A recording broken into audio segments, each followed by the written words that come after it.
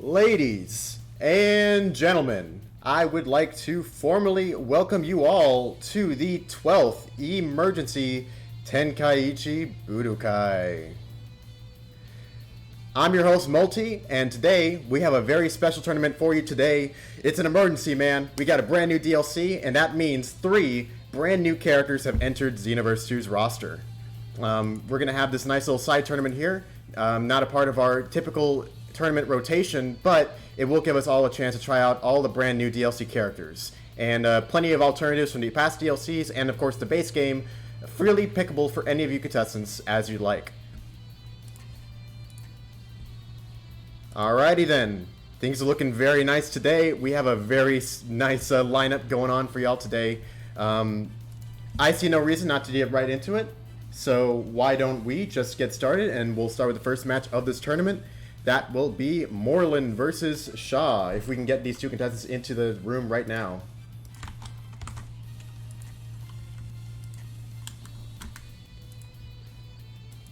So, yes indeed, we have 3 new characters. That will be Beast Gohan, Yellow Piccolo, and Orange Piccolo. Psyker will be taking part in this tournament, but don't worry about a thing. I will be handling the host requirements here. Until he's all said and ready. So yeah, some brand new characters. We had plenty of conversation earlier on about how these characters stacking out. Already, we are very impressed with Beast Gohan. Really, all 3 of them are banger characters in their own right, with some amazing skills. But I think the standouts have got to be Power Awakened Piccolo and Beast Gohan in particular. But yeah, we have a very nice roster here. Allow me to bring you the list for the bracket so that y'all can get started with that. Things are looking quite nice.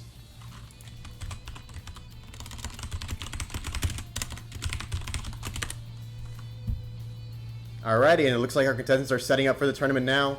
And we'll be getting into the first match of the tournament very soon. Moreland and Shaw, 2 relatively new contestants going into these tournaments. Very happy to see them coming in. Very excited to see how they do. Very excited to see what characters they bring in.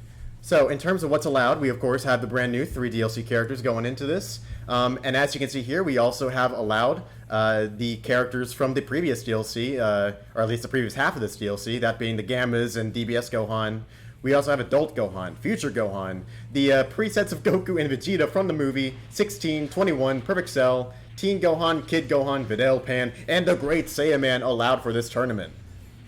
So yes, indeed, things are looking very nice here. Shaw already going out with a banger pick, probably going with possibly the strongest character that we've seen in this DLC so far.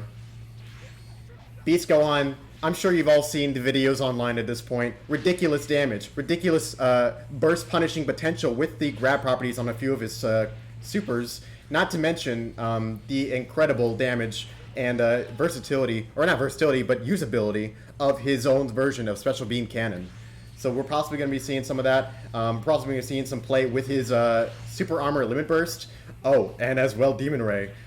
It looks like our contestants are kind of getting the feel of the match at the moment between each other. I would say that both these characters have a pretty remarkable handle on this game. I would say that where Beast Gohan has some immaculate damage potential, Gamma 1 excels in the neutral department with his ridiculously fast standing neutral and the special property of his regular Ki Blast. So yeah, we're just kind of seeing that kind of be traded between these 2 players as they kind of get the feel for this match going in. And of course, since this is a side tournament, we have absolutely no restrictions on the maps that you're able to pick. Oh, danger for Shaw here, down to a pretty dangerous amount of stamina. But if he's broken, it's not a big deal, since he still has his Limit Burst on deck with a Super Armor, which allows him to, if he plays his cards right, get a very easy stamina break reset. But he doesn't even seem to be caring about that, getting some nice stamina back himself. I like the way he's using Demon Ray here. It has a very many unique properties, one of which it takes him a little bit further away. It moves him, so Oh no, we have a bit of a communication error going into this match. That's weird. It will seem to be going pretty well on my end. Let's see how the contestants are doing. Yellow. We can try re-inviting him really quickly, but let's take a look here. Moreland not sure what happened. No clue. Let's just get you back into the match.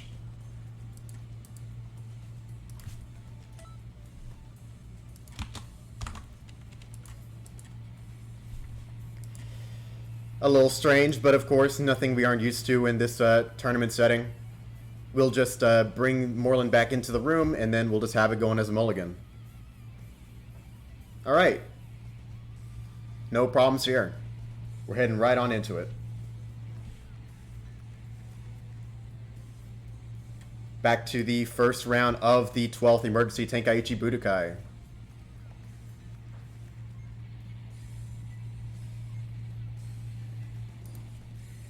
Now, me personally, I gravitated very much to Potential Awaken Piccolo. I think he has some beautiful neutral, very exceptional. His standing strings, even his heavy, his regular heavy with the bending arm is very nice to use. And I personally really enjoy the synergy of a lot of his skills. But we'll be able to see more of Yellow Piccolo in another day. The players here seem to be opting for the Hyperbolic Time Chamber. A good bet, usually considered the least intensive stage to play on when it comes to net and or the structure of the game, or at least your performance. But just like that, the match is heading right back into it. I see Morley going for a 1 or 2 of the charged Ki Blast from his little blaster. A little bit cheeky, but right now it seems like it's mostly about trying to catch the other, trying to get some forward momentum going in this match. Oh, caught by the back hit, moved into by Shaw's alternating string, getting a good bit of damage, some stamina usage from Moreland. I see Shaw's trying to go for 1 or 2 of Bison's grabs, which one of my favorite grabs in the game. It's pretty much a dead ringer for Raccoons. But yeah, it's still just like this this poking thing. Oh, he manages to score a Demon Ray, goes for the second input, no additional key cost, I believe, but lets you shoot some additional damage with a Kamehameha. Now I'm Moreland, I'm a little bit worried right now. I don't have a health burst. I'm at pretty dangerous health right now.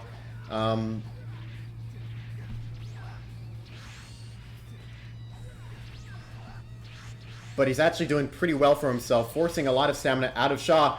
Oh, hit by a heavy break, I believe. Yes, and is narrowly able to escape a death there.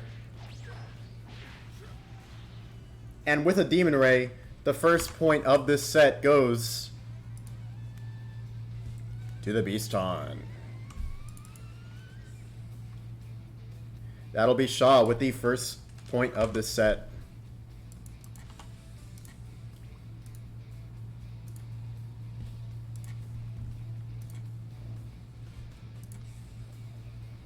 Hello, hello. Hello. Hello, hello. All right, let me share my screen with you, and then we can get right on into it. Yeah. Apologies for being late. I am here now, and we can keep going. I see Shy and Moreland. I actually did watch their last match. I didn't want to get in the middle of it. So yeah, looking pretty fun so far. I'm excited. We're seeing not only characters from the current DLC, but characters from the previous DLC as well. I think the Gammas are very interesting and also very good characters. So I hope we see a lot of them.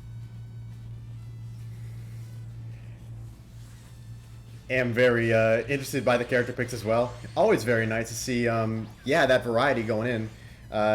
It looks like we might see a little bit more comfort in these players now. Moreland going for the Gamma 2, Shaw going for Perfect Cell.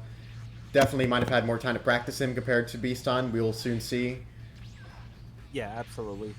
Yeah, the previous match was pretty interesting. I feel like Moreland had great opportunities to come back there. So let's see how he fares versus Shao Cell because I believe uh, Shaw was on like a bit of a cell kick. He named himself Perfection for a second. He had a cell profile pick, etc. So maybe he's been practicing the fuck out of this character, and so far he's catching. Oh my god, he's catching Marlon over and over. Disaster could be striking for Moreland here. Oh, however, his Super Soul activates, allowing him a free stamina reset. Yeah, you need to be more careful indeed. And that's the thing about Gamma 2, right? You gotta be playing around that soul at every moment. It's just so uncomfortable to go up against.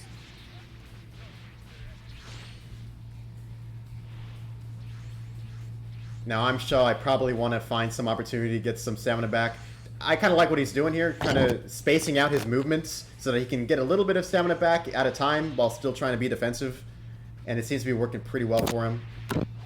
Yeah, he's being pretty smart in going to the ground and regaining a lot of stamina, but it's still facing a full stamina bar from Morland's Gamma 2, and Morland still has that health burst index, so it's definitely not trivial, but definitely in the commanding position so far is Shaw.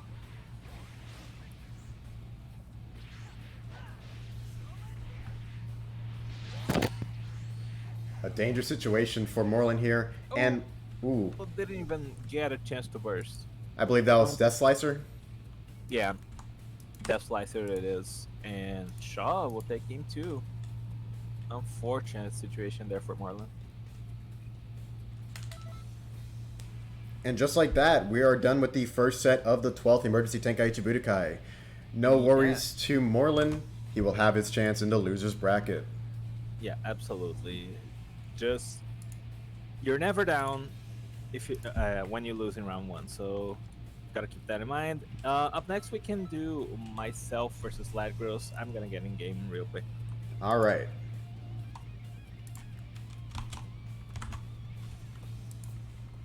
And we can drop an invite to the server right now, in fact. We host these community tournaments every so often, and in fact, we'll be booting up into many more in the future very soon. Yeah, this one, bit of an emergency tournament, as the name would suggest, because of the latest DLC. We just want to get these new characters some competitive experience, some just try them out in a tournament environment as soon as possible. So that's why it's happening today. But we have a whole more or less regularly scheduled tournament year where we just host a bunch of CSC tournaments, a bunch of cast tournaments, a bunch of mentor tournaments, and all sorts of gimmick tournaments in between.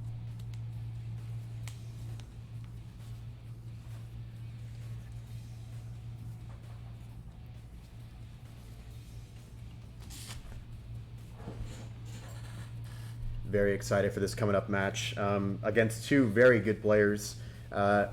Honestly, I'm not totally sure, which character Psyker was gravitating towards for this tournament.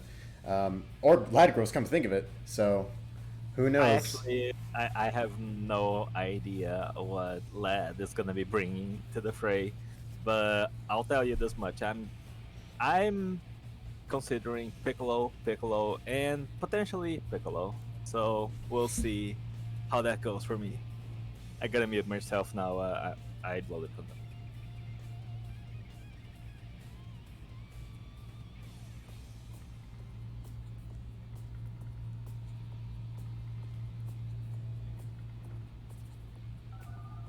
Alrighty, and just like that, we have both our contestants in, ready to start the match.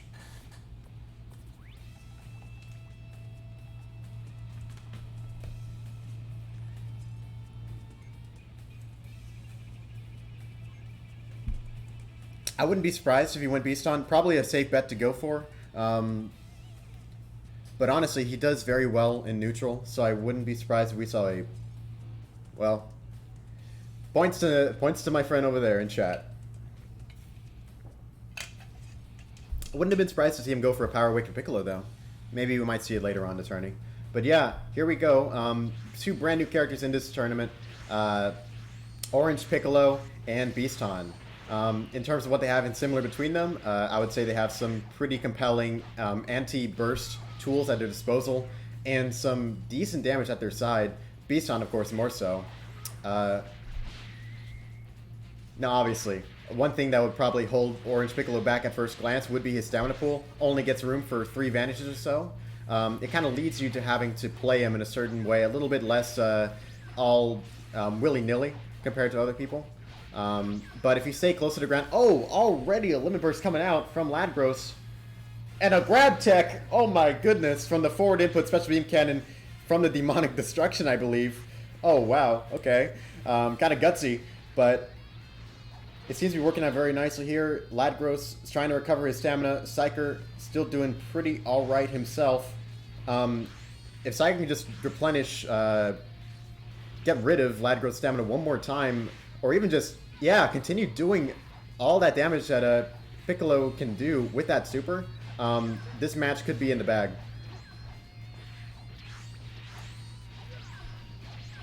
Very nice of Orange Piccolo there. He has access to a very interesting back hit, basically Paralyzed Beam as a back hit. That's done a pretty decent job at threatening him so far. Oh, with the attack burst, Psyker escapes what could have been certain doom there. You never know how well Ladgros might be able to get out of that bad situation like that.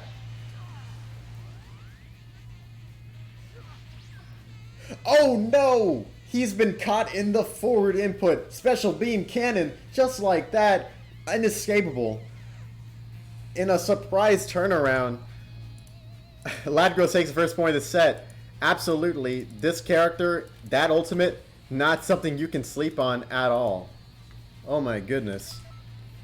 Okay, so it's going to be up to Psyker to keep his cool and just make sure that doesn't happen again going into this next match. He had that in the bag, absolutely. Getting rid of as many of Ladgros' resources as fast as possible. He's just got to make sure to keep it in the pocket.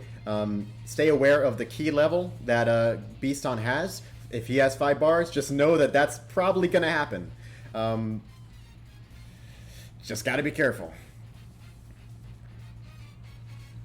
And really, Demon Ray as well is just something you always have to be kind of looking out for. Much like DBS Broly, Beaston has this... oh, he's going for Adult Gun, okay.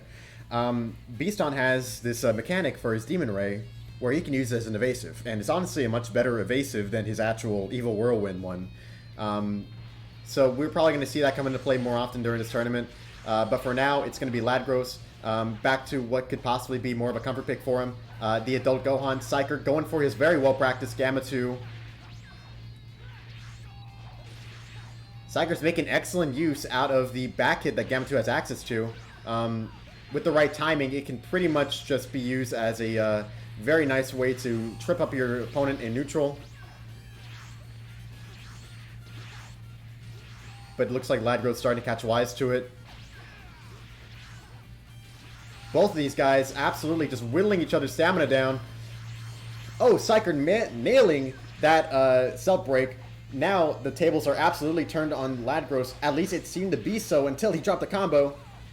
Ladgros continually trying to hard read a back hit situation there, but it's just not working out for him. Ladgros in a stamina break situation. Oh, not a true combo, but still forces the burst anyway. Probably one of the best situations for him. Ladgros happy to eat the damage.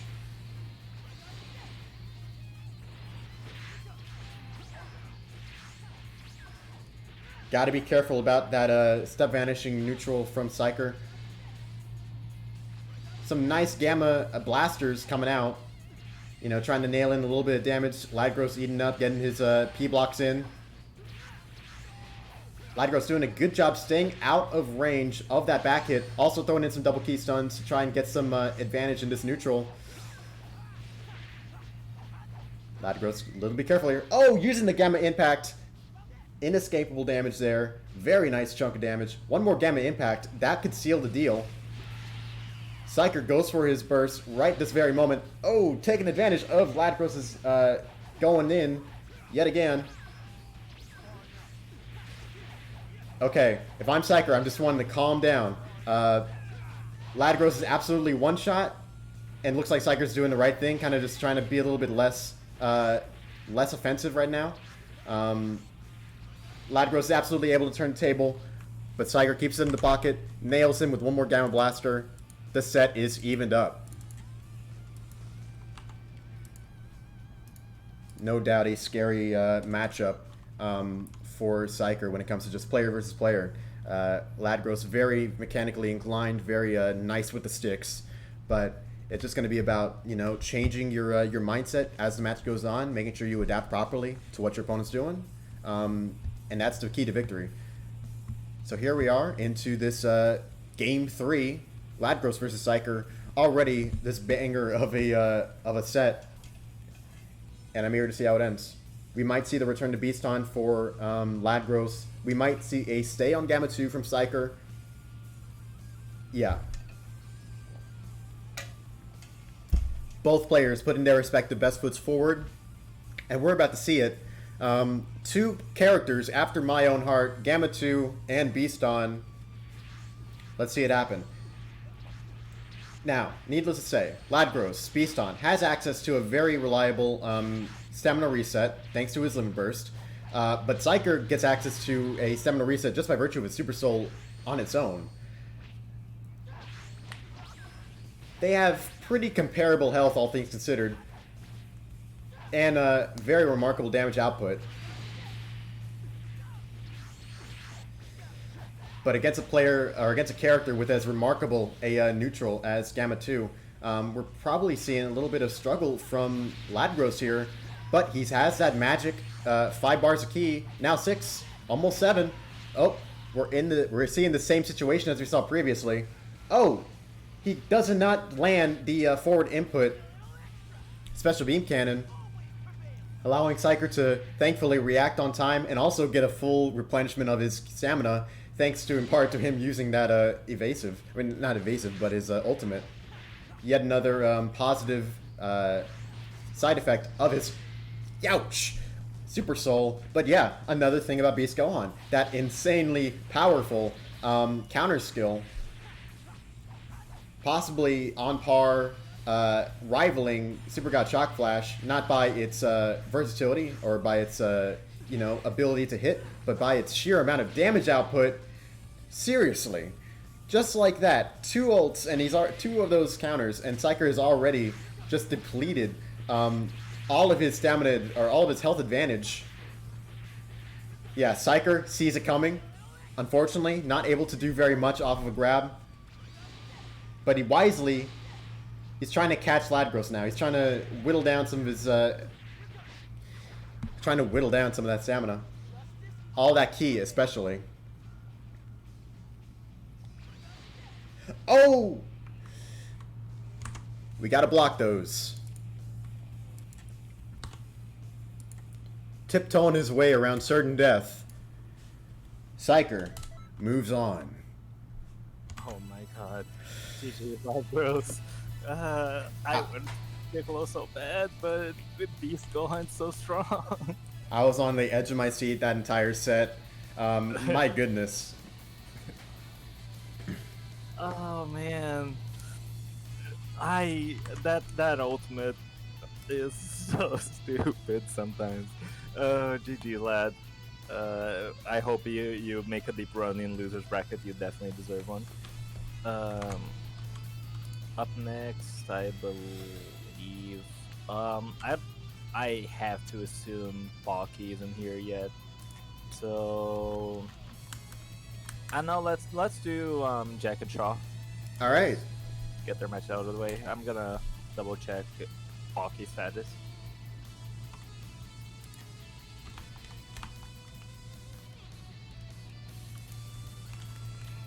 Our friend Jack, a very sudden inclusion into the tournament, a last-minute invitation, so to speak, or a last-minute addition. A last-minute something or other. Yeah. Well, the reality of the fact is just he decided he wanted to take part in the tournament immediately before the signups were closed. So that's basically how that goes.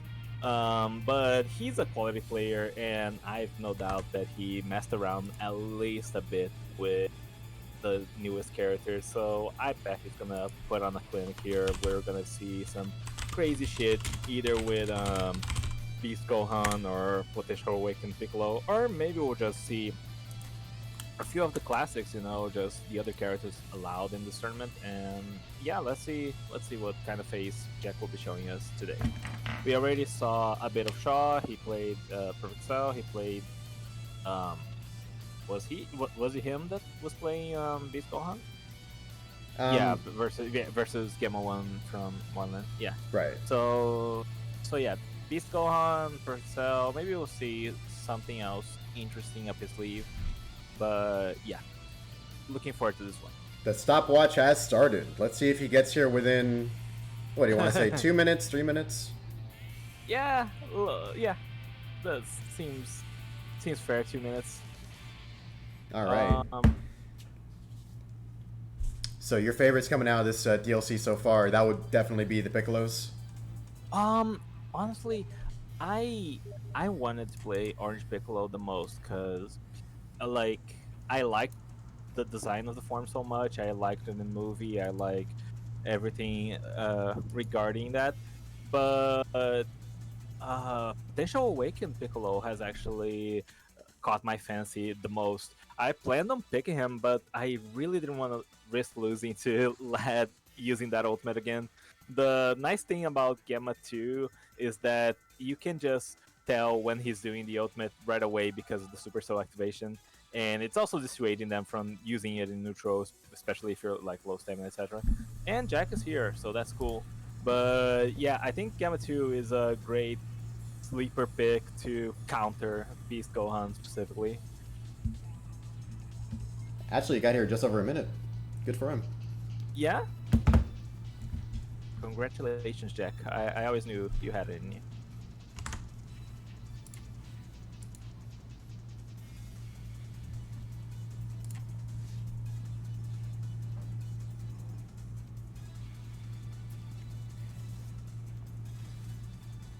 Now, I do regret that I haven't been able to play with Jack since the new DLC came out, so I wasn't sure which character he'd be gravitating forward for this tournament, but you know what? Beast Gohan, It very makes nice. perfect sense, right?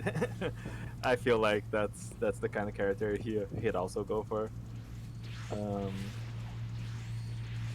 So we're And kind we're of, here back at the team. yeah, seeing a bit of a Beast Gohan standoff now.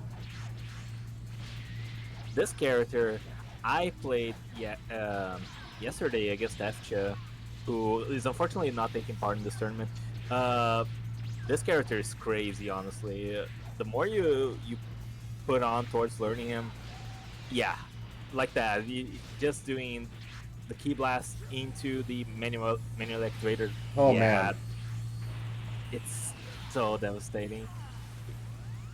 Even for 2 key bars, like, oh my god.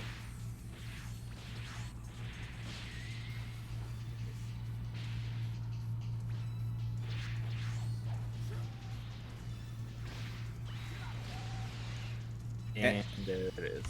And for those that are curious, that is the, I believe, the double input version of the counter skill, Yeah. which is a Yeah, grab if type it- move. Yes, very crucially, yeah, it will work against health armor, but yeah, that move's crazy. You can leave it up to activation, and it's a counter you can't really escape out of. And if you activate manually, it also all right. Good stuff, Lagros. Hopefully you will be back. Yeah. Um, but But yeah, like both versions of it are really, really good. Speaking of both versions of it, Right? I did not expect a Vegeta Ditto. apparently tournament. neither was JJK. But here we are. Vegeta, a character who absolutely my eyes were open to on account of a player in the server. On one hand, perhaps not the most incredible neutral. Like he certainly doesn't have the crazy damage output that we've seen from Beaston. He doesn't have the lightning fast attacks, not many, that we've seen from like a Gogeta or like in terms of safety or whatnot. But Right. when it comes to what you can do with just some good old key stun, move in, attack, aggression, there's just some fantastic repeatable loops and pressure that Vegeta can put on. And we're seeing some of that right now. Alternating loop will evade the burst. This might be the death of Shao. Okay, no. Not quite yet, but yeah, this character, Vegeta has some struggle in the neutral, definitely not as like he's not as efficient at catching his opponents as especially many of the powerhouses. Oh, that Big Bang attack on Wake Up was kind of nasty actually. But once he does get his hands on you, those loops are so good, and he just has some really good tools. I believe this preset has Super Guard as well, so there's that. Oh, is that Baki? Look at that. Whoa, Pocky? Let's go. All right, so up, right after this, we will have and JJK will win game 2. That was an interesting match actually. Both players played a solid game of Inverse. And up next we will be able to have Pocky and Dango, so we can get them right up in here. Alrighty.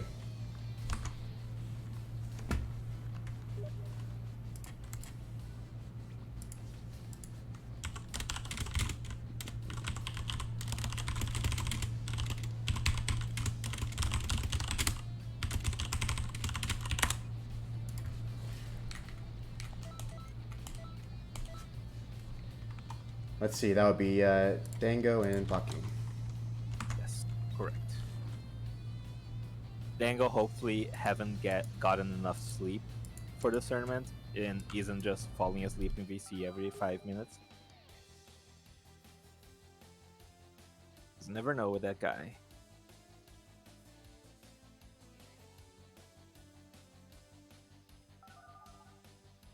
And there he is. All right, I'm really looking forward for this match, particularly. Pocky, of course, haven't had as much time in the game recently. At least I don't think I've seen him play all that much. But Dango, I know Dango is a Power Awakened enthusiast, and maybe we'll see some of that here. And Pocky, of course, even like not being in the game very often nowadays, he's still a quality player. He's very mechanically skilled, and sometimes his connection allows for interesting moments. Hopefully, we'll stay clear of that here, but we'll see. Our first Power Awakened Piccolo of the tournament. Indeed. Very hyped to see how Dango pilots him. Talk of the town recently has been just like the sheer speed of that standing light. Not to mention, you know, the relative helpfulness, of course, of the H as well. Just check out how large that is, and it's just as nice to try to catch it with too. Yeah, yeah. The thing is, the H can just beat out other people's options in neutral very easily, but and the light, like because of the light being multiple kicks, like regular Piccolo's dashing light. This means it not only tracks very well, but also can potentially beat out backsteps and certain options of movement. So it's it's a very powerful standing light. But that being said, Dango's forced to just step in and P-block time and time again because his stamina is suffering right now. Baki really forced him to use some of it. Oh, but drops the heroic assault.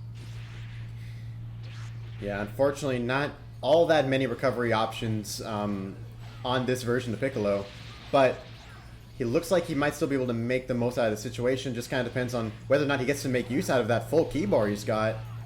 Oh, this is heavy break. Blocked, and actually this might not kill. Unless he shoots the shooting blaster right after that. Barely. Oh, wow. Falky takes game one. Unfortunate for Dango, he was not able to showcase much of what Power Awakened can do quite just yet.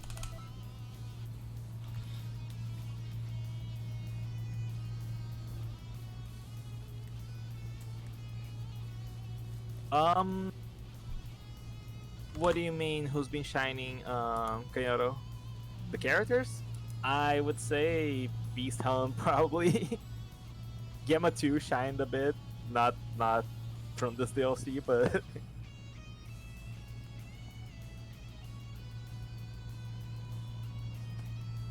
As we go into the rest of this set, I'm eager to see the change in characters that we're witnessing right now. Beast on Verge, Orin Piccolo, at first glance, a dangerous matchup, but who knows? This version of Piccolo has some very nice burst denial options, thanks in part to his grab and his command grab super. my God. Yeah, no.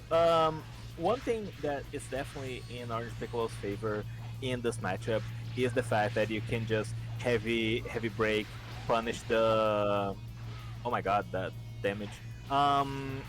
You can just punish the burst attempt, and even with an armor burst, you can just completely ignore it because your ultimate also is a grab. So you can just benefit from it in various ways. But the reason I would say this is still in Beasthound's favor is just that counter, man. It's so tricky to play into Beast Gohan. Especially his grab is a combo starter. This character just has a bit of everything. Oh, and whiffing a grab as Orange Piccolo is just devastating. This could be Dan being sent to losers bracket very quickly if he doesn't make something. If he doesn't make something happen. There comes a brand new strike super on Beast on there. Oh Yeah. Oh my God. Possibly conditioning that block that he could grab on then. Yeah. Oh. And I think that ate Pocky's stamina. Pocky's now on 0 stamina. Yeah, Dango forced to limit burst, but he just needs one heavy break and he's suddenly winning this. And I know he knows it too, so he's looking out for it. Oh, hurt Maybe by the not range looking on that. Oh man. Pocky takes game 2. Dango is in losers bracket. A shocking turn, but I'm very sure that we will see the Dango himself tear up the losers bracket later on in the tournament. I'm positive of it. I'm very much looking forward to it. Right. So up next is yourself versus Z-Wolf. So a room rehost is in order, but I had a genius idea.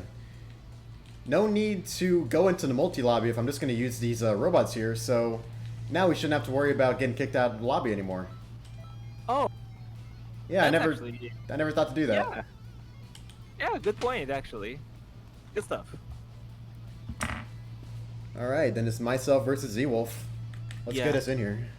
I haven't seen Z-Wolf around, which worries me, but I'm sure he didn't forget he signed up for the tournament. I do remember him trying to pawn off his role to Baki, or to someone else, like Barlos, I think. Let's see. Felix is saying... Z-Wolf, he can't participate, give my spot to... Okay, Okay. Apparently Barlow's. Let's ask Barlow's. All right, you go ahead and ask him. Taking up And a great surprise, one of the contestants walks out of the tournament. He's out of here. Okay. He's gone. Okay, Barlow's is taking. Huh?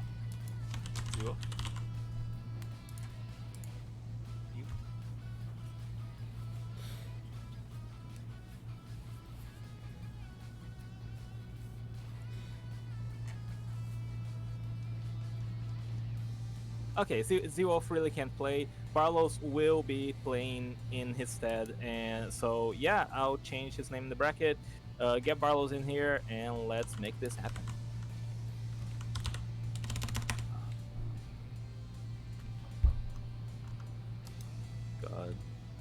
I know, right?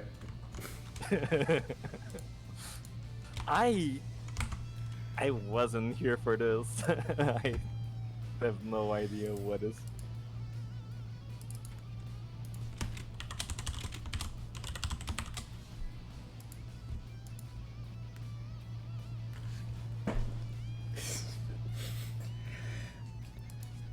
In this one-time exception, we will be adding a brand new player into this tournament.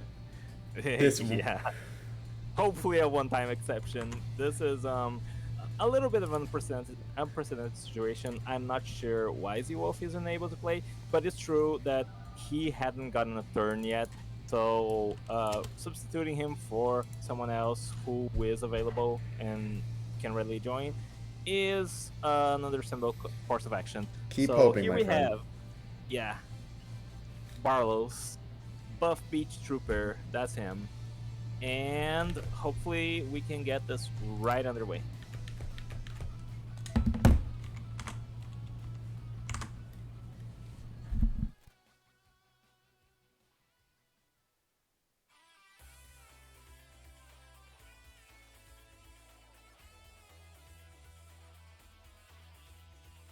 All right, so I have no idea how much Multi has practiced for this tournament. I would suspect not a lot, but then again, neither have I. I'm interested in seeing what he's cooking up with his Power Awaken, though. He's been playing. I played him yesterday as well, besides just FJ. Not a whole lot, but this man has been playing some pretty clean neutral, so I'm eager to see what he can do with this Power Awaken Piccolo.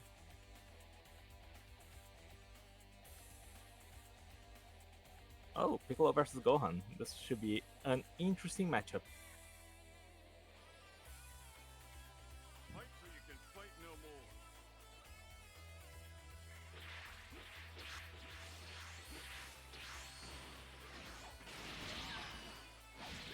First dash right away from Barlos, gets a combo starter. Did manual vanish for that, so but his stamina is already back to full. Evades, try to get a combo starter off Spirit Explosion. I don't think you can do that even like in a more subpar connection. It would have to be pretty bad. Oh my god, that works. I didn't realize that.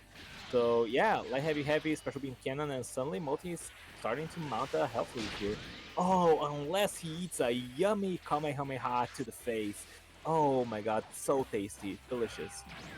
And oh, that imagine if that was a perfect block. You all would have lost your shit. I would have lost my shit.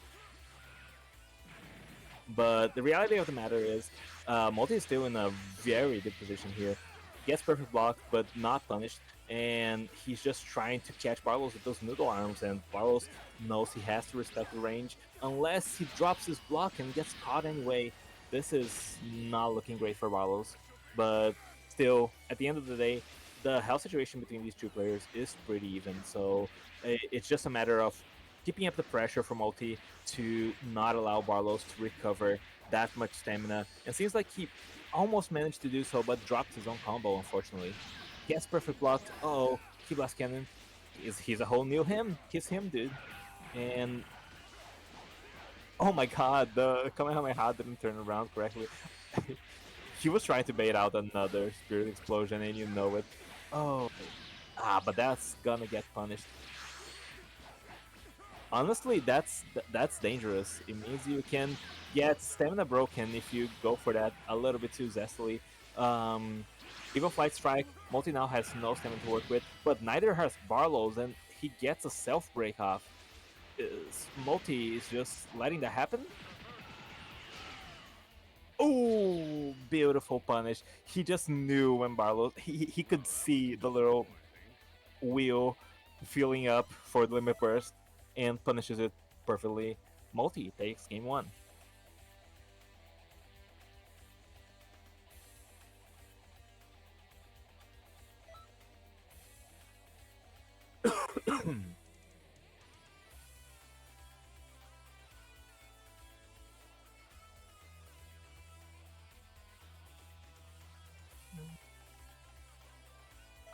This is my power.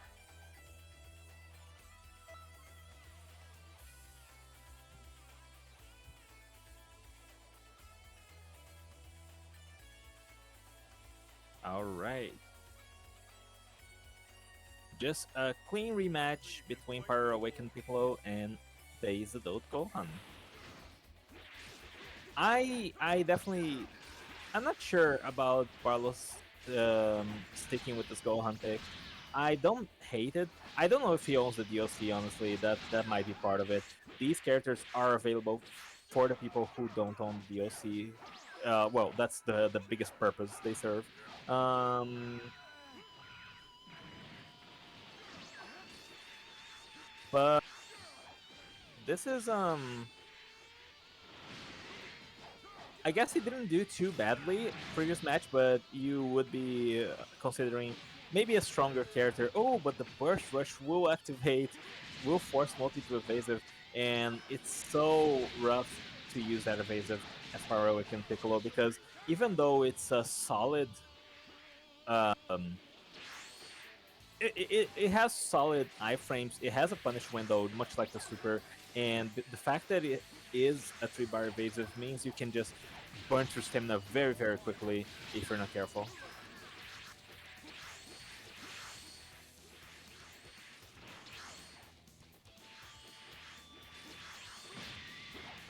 Oh my god, very nice perfect block there by Barlos. And okay, multi now on his last legs of stamina. Maybe Barlos had the right idea and he just needed to play better, you know, and that's what he's doing right.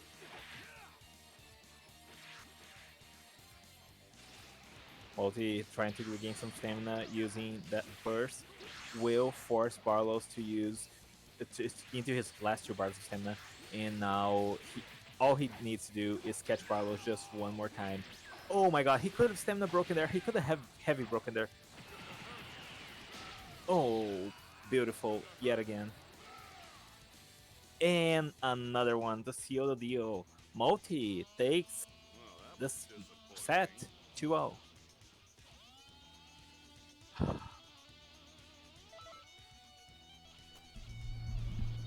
Good games to Barlos. That was a really cool match, honestly. You just had the timing down when to punish him. It's few growing pains getting used to his super still, but he's got plenty of tools that I would love to get more familiar with over time. I didn't know light heavy special beam cannon was a thing. I don't know if it is.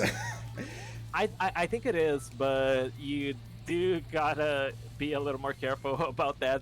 He could have heavy broken you. You could have broken him when he whiffed that Key Blast Cannon. It's yeah, something to watch out for at the very least. We're already up to winners, semifinals. What a beautiful tournament this is already. I know, right?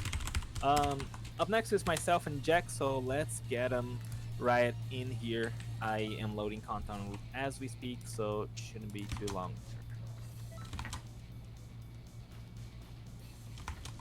I have zero doubts Jack will be playing his Beast Gohan, so you know what that means. Potentially no Piccolo from me, but I'm not a coward. I'll see what I can do. I'm gonna be muting myself as soon as this loading screen is done, and yeah, good luck, Jack.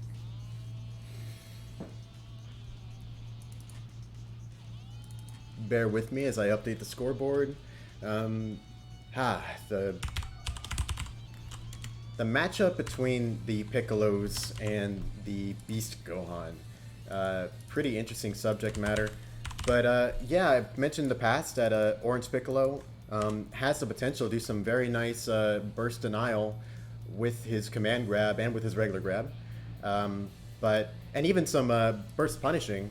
If he's unable to do that, at least he'll get some pretty decent damage off of it. Not the best, but at least some, as long as he has the key for it. But hopefully it won't have to come to that. Okay, it looks like Cyger's going with the Pyro Awakening Piccolo. Probably the best equipped to go 1-to-1, go man-to-man with Beast Gohan in the neutral department. But when it comes to high damage options, he's going to have to be a little bit careful. He cannot do what I was doing with my Light Grenade, trying to do that as like a burst to punish option. That does not work against Super Armor, unless I want to get Heavy broken myself, or at least Stamina broken. So yeah, he's going to have to find another avenue for getting some nice damage off. I might recommend something more of the just a regular super damaged variety, so you can possibly try and bait out that. Ouch! Speaking of baiting out, you cannot take Beast on. You know, you cannot try and just say, okay, well, as long as I can beat him in the neutral department, I won't have to worry about Beast on at all. His damage will never come to bite me, but if you're caught sleeping, oh, but Psyker's not sleeping. He knows that Jack is waiting for the opportunity to throw out his 7k damage counter or whatever.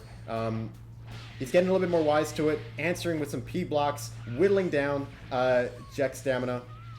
Evil Eye in the neutral, a decent strategy to get some cheeky damage off, maybe start a combo, but he's in trouble as if he's blocking, well, Evil Eye is blockable. It's even perfect blockable.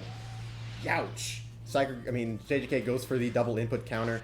A nice chunk of damage, a very nice off of a knockaway combo option there. Oh, Psyker's able to use the Evil Whirlwind, not the Evil Whirlwind, the Evil Explosion ultimate that Awakened Piccolo has access to. Allowed him to get some armor, kind of like a flash parry, but it is not enough to stand against that amazing, versatile counter skill that JJK has access to. Psyker's going to be more careful about that in the future. And thankfully, as a character with his normals as fast as Awakened Piccolo, he does have the opportunity to do so, but it's ultimately, it's going to come down to whether or not Psyker's willing to take an extra second to, like, say, okay, well, I want to just watch and make sure, is Gohan about to counter? If he is, I can just wait him out and get a nice combo starter. But, man, something about Awakened Piccolo, when you start playing him, it almost like you want to go fast. Wow, speaking of... I wasn't speaking of anything. Here we have Gamma 1 versus Gamma 2. I'm sure a completely spontaneous pick from both these players. Heading into this match now. Psyker probably going with the very reliable Gamma 2 that he's brought him victory in the previous set. JJK going with the Gamma 1, who has access to a the exact same quality standing neutral. He doesn't have access to the back hit, but he has an interesting back hit of his own. A very more holistic skill set, as well as a very nice limit burst that he has access to. But it's also just going to come down to this very rapid pace, very fleet-footed neutral battle between these two androids.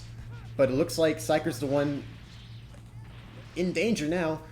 Manages to get his self break. Very nice that he's able to do so. Now it's JJK in danger now. The difference between JJK and Psyker, similar to the matchup between Gamma 2 and Beast Gohan, is they both have access to a pretty simple means of getting a stamina reset. Psyker does it by way of his Super Soul. JJK does it by way of his Limit Burst. So they both are fully aware that Psyker has lost a pretty valuable resource of his. There's no way he's going to get another stamina refill by JJK using an ultimate or something. But Psyker's being aware of that. Now his one job is to not get caught right now so that he can have a nice little available repertoire of stamina. Forced to use his counter there, able to have it to be escaped. Dangerous. Oh, his Gamma 1's blaster super does not land there. With some nice usage from pretty much all of Gamma 1's supers, except for Android Rush, I suppose. He's able to put the hurt on Psyker. Psyker answers back. JJK scores that stamina reset. Oh! But Psyker's able to take a little bit of advantage himself. Get some more damage out. Yikes! I believe I just saw him heroic assault Psyker attempt at a Gamma Impact. Suddenly we are at a very close match here, and yet... just barely. JJK is able to get this very nice 2-0. Alright. GG, Jack. Ah, man, I could have won that second one. It was ridiculously close there. I mean, It was. man. I had to block the first dash. It's fine. I really didn't play my best. So up next we have Palki and yourself. Let's see how that's gonna go. Hopefully well. I actually got a chance to play with Baki a little bit before this tournament. We made a little bit of a deal. Let me see if he's still on board with that when it comes to Oh what boy. characters we would play against each other. Oh, okay. Interesting.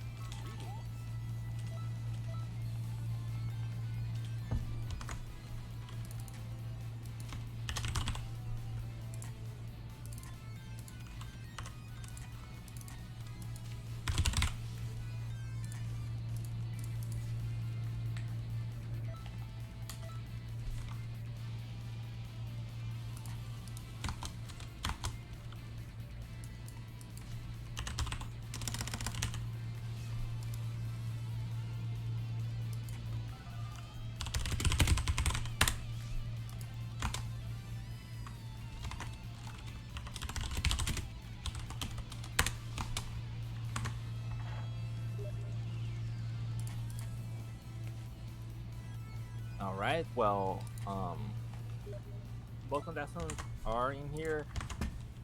I guess we'll figure out what the details of these two these two's decision is in just a second.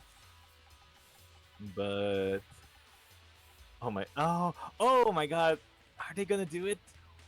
The Eternal Rivals clause? Let's go. Oh my god. Oh my goodness. Oh, even the stage. Ah, that's so based.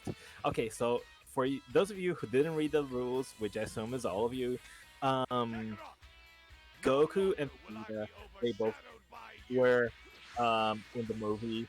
They uh, weren't allowed to use ki when fighting each other in Beerus' planet, and so in a reference to that, whenever a Goku and a Vegeta, both allowed characters in this tournament, will face against each other, they are not allowed to use skills other than their evasive. And yeah, so I'm very interested to see how this match is gonna turn out. It's already looking very interesting.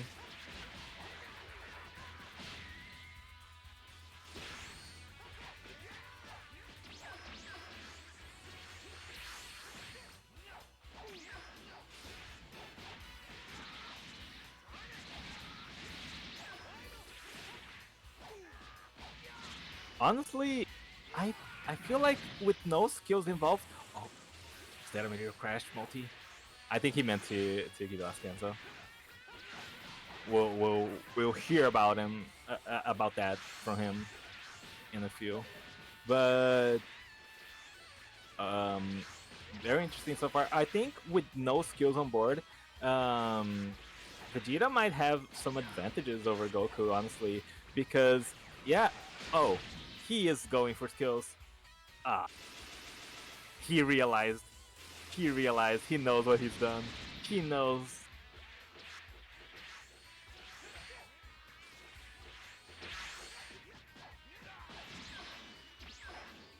Leave it to Vegeta to not control himself. Haha, Pocky goes to the backflip. Yeah. Now it's all out of the window. I will allow this match to just proceed as usual. This was just meant to be a cute rule anyway. Um, well, that being said, Oti is in a pretty good spot here. He could be able to land a heavy break very soon. Pocky drops his combo there, and this could. Oh, but he gets stamina broken. Is he gonna limit burst? Is he gonna limit burst? Ooh. He does limit burst. Super guard. Yeah.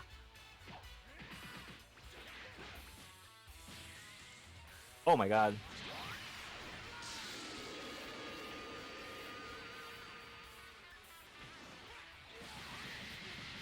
Oh my god. Hold up. This is a really good match so far. Excuse me. Oh, he tries to go for the grab, but eats a meteor strike. Oh my god. The spirit explosion into Kamehameha. Oh my goodness.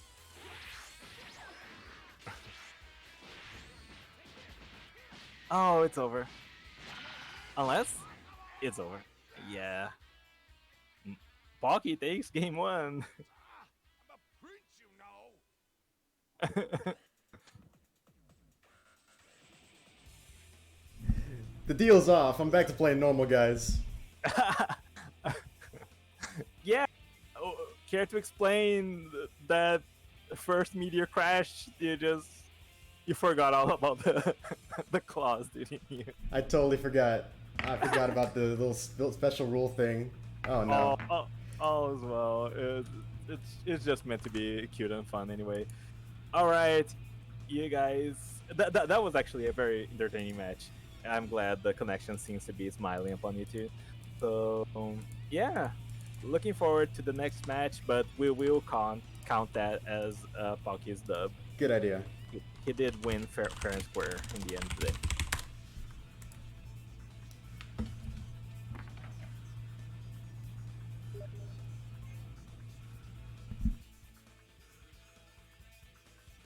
All right. So I have to wonder what kind of character pick will be seen from. Well, from Multi, it's obvious, but oh, Gamma 1, interesting.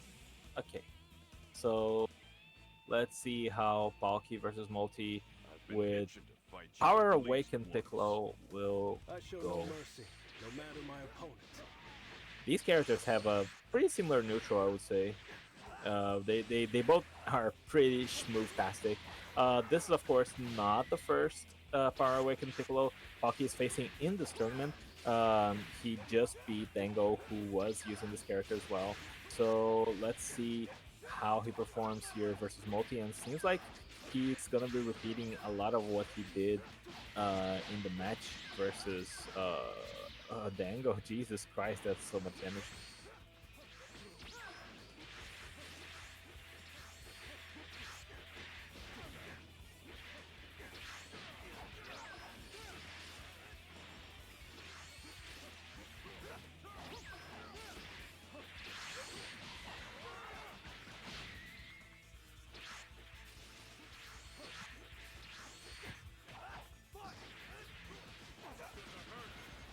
Ooh, Breakless Vice Grenade. I definitely agree with that, especially since you're dealing with an armor burst on deck here. You can't let him get a break off. Oh, that was too far away. Does not get punished, however, and will even get a soul activation out of it. Not too bad. Not too bad at all. Goes for the. Oh my god. Back and forth perfect blocks. It's just a matter of can Multi or just another neutral win. He's just standing the ground. Honestly I don't hate that. But Pocky's probably thinking of going for a self break now. Descend to the ground, instant rise, self break. No, he will not. And now Pocky's in Gay Baby Semi-Jail. This is not great for him. Force the limit burst. Force the limit burst in the situation where he has not a lot of stamina to work with. This could be very bad for Palki very quickly. Yeah, his burst is off. Both contestants have expended their bursts, it's not just Palki though. And Multi really needs to not drop his combos and not lose neutral to Palki. Okay, seems he can manage the second one. He just needs one more. Oh, okay. Does not get broken. That's actually horrifying that ult works like that. Are you sure about that, Evasive? Oh my goodness, Multi, your spaghetti. Your spaghetti just went flying everywhere, my dude.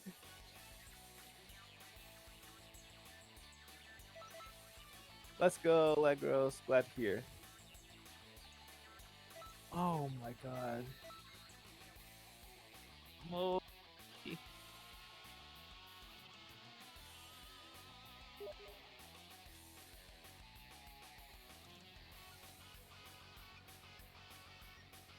Multi.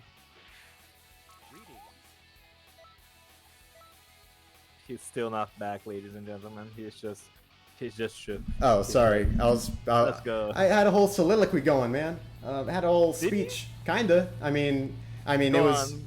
I had made the decision in the moment to try and go for the evasive, thinking, okay, maybe I can somehow weasel this into a combo that I can stand and break off of.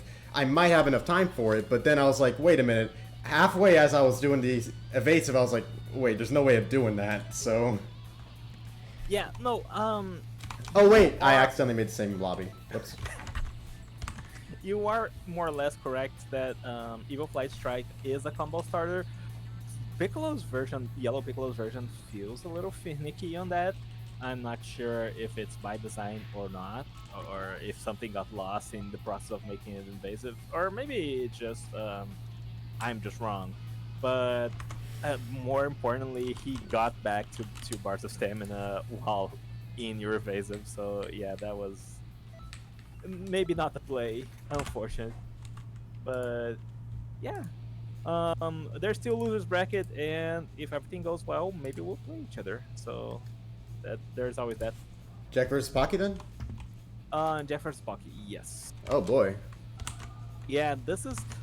I feel like I've never seen this match before, and hopefully, I mean, I'm really stoked about how playable the connection was between you and Pocky. So maybe it will be good still versus versus Jack as well. But who knows?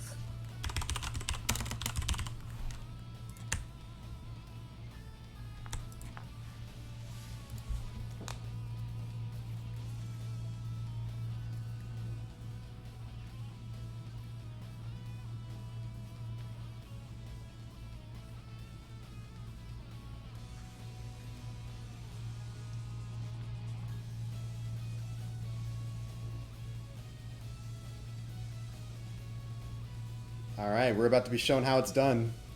Oh my God, they're going for it. They're gonna be clashing a lot, just as they should. The protagonist duo.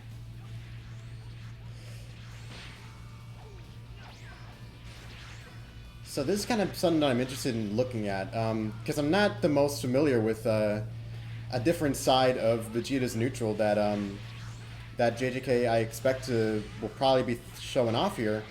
Of course, we're seeing the standing LHs, kind of step LHs, which are pretty nice, and then the step vanish alternatings that he tries to go for.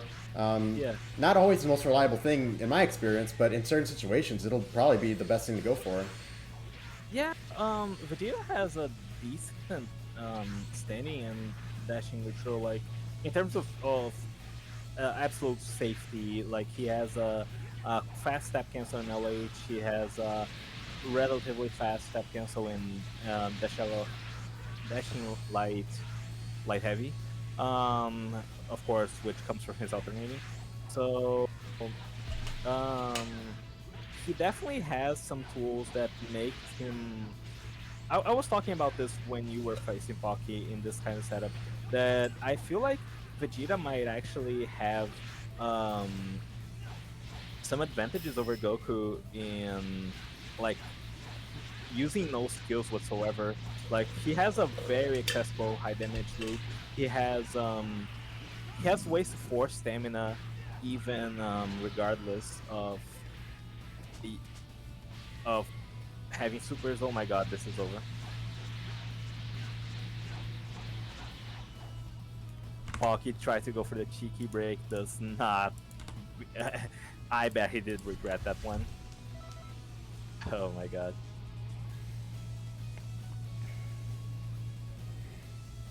A very controlled match for the first point of this set,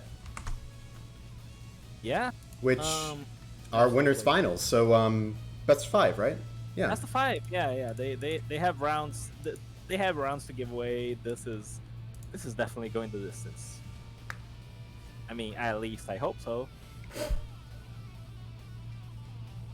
Pocky played a pretty good game as Gamma 1. Yeah, and he's going for it again. Jack is just staying on the Vegeta. I feel like this is an unusual matchup. I feel like we definitely haven't seen this one before. So let's see how they do it. Pocky's just okay. I was wondering there for a second. But yeah, seems like they're going right into it,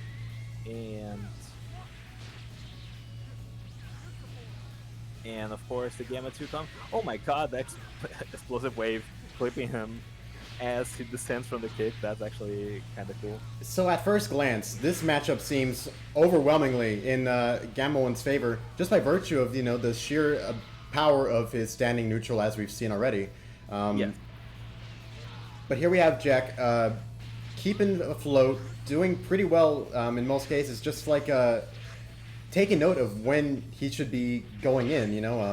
He's making use out of perfect blocks, he's making use out of when he can tag, when it's safe to tag, not attacking when he shouldn't be. Yeah, absolutely. Jack is one of our most experienced players and just a quality player in his own right. So leave it to him to make a character that is considerably worse than Gamma 1 work versus Gamma 1. And of course, like, he's leveraging every aspect he can, forces the limit burst, still in a worse position, don't get me wrong, but he still has that health burst, he still has super armor should he go for self break. And maybe he will very, very soon. Oh, okay. Oh, his burst got blocked. Oh, it's over. Kill shot. Pocky takes game 2. So that was pretty good for Jack. I definitely think it's his experience playing at the top level and just his very sharp reflexes that will allow him to close a gap in a match that is not in his favor, like M1 versus Vegeta. But unfortunately, it was not enough, and Pocky takes game 2. In no way we don't see the Beast Han. Yeah, I very much doubt who won. Yeah, there it is. And Pocky goes for the Gamma 2. I already talked about my feelings on that. I feel like Gamma 2 is definitely one of the best matchups versus Beast Gohan, but depends on how he's piloted as well, of course. Maybe Pocky is a confident Gamma 2 player. I haven't seen it yet, but yeah. And there's the first counter. Oh, man. We also saw an activation of oh man, I want to do some little commentary on his Super Soul, Beast on Super Soul.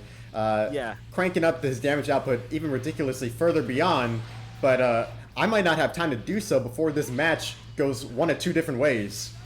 Yeah, no, these guys are playing some explosive Xenoverse right now. And, oh my god. Yeah, I get caught by those two, just a random charge gamma beams. They're fast, dude. They're fast and they don't have a lot of, like, a huge animation queue. But yeah, that Super Soul is definitely something to watch out for. It has potential to raise Ki Blast damage in 50%, which is unreal, honestly, unprecedented. Just of a few P blocks, and the strike boost is no slouch either.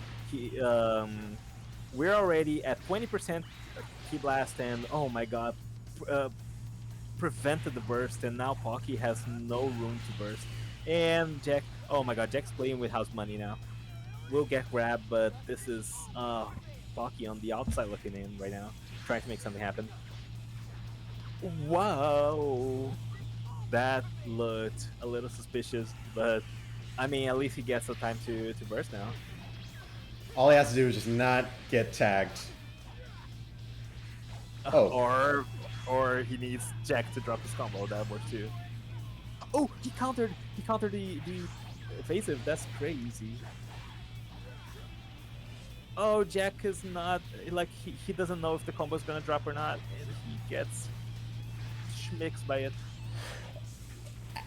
At the 11th hour, he manages to score his stamina reset, suddenly making this way more in his favor.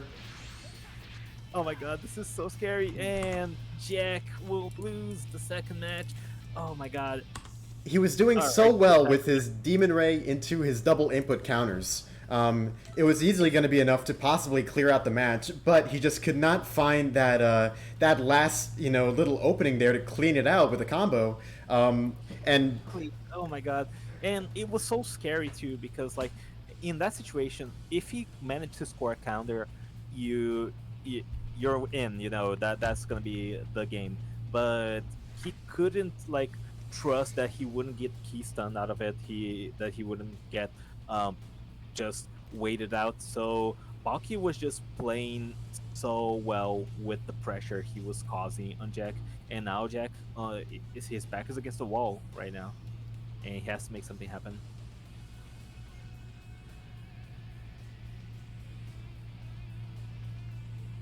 Jack actively coping in chat. Let's go. Chad Pocky about to show him what a real Beaston looks like. Here we are, match point of this winners finals, possibly. Indeed, and I think this is a potentially very cool matchup.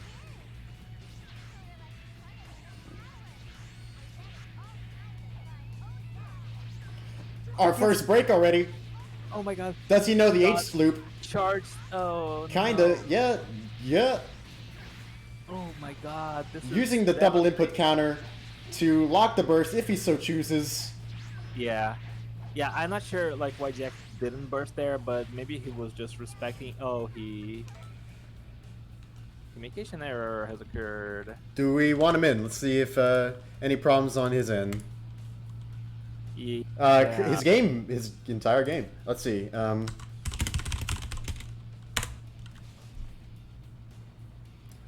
We're checking in on our contestant now.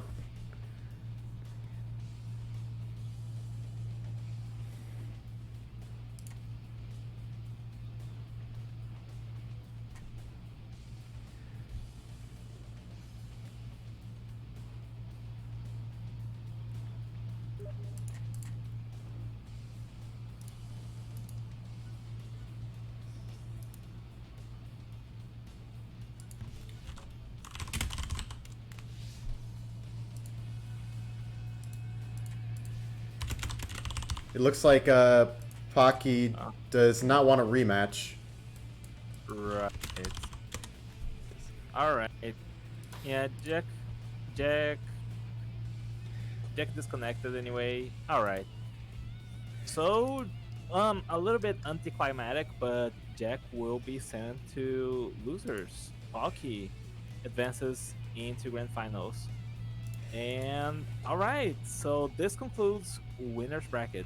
Let's get the set of losers right underway with Barlos and Moreland. Barlos and Moreland. Yes.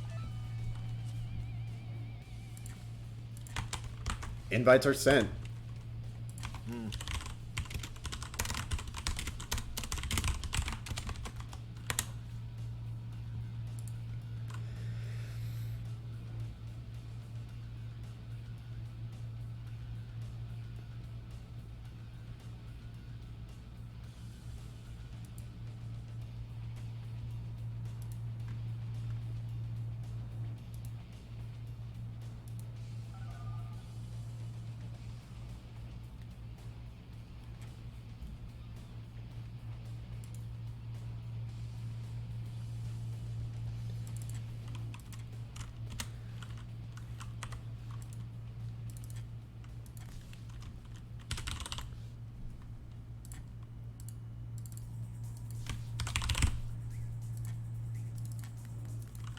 Our scoreboard is set.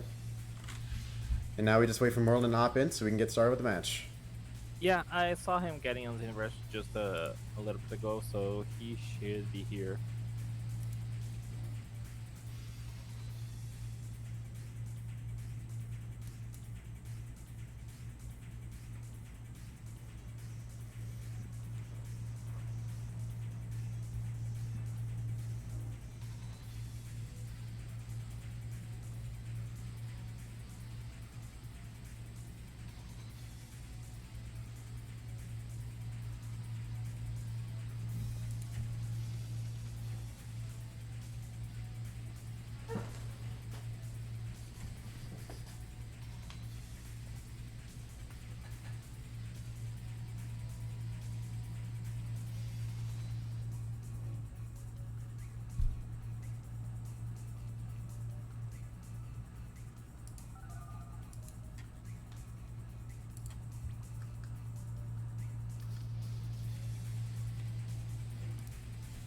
Alrighty.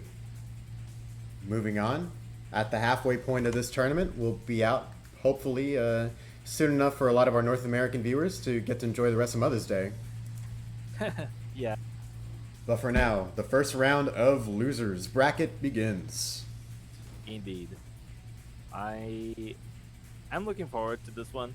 I feel like this could be a very entertaining match. And yeah, hopefully Barlow's will fare a little bit better in this one than he did in his first round of winners.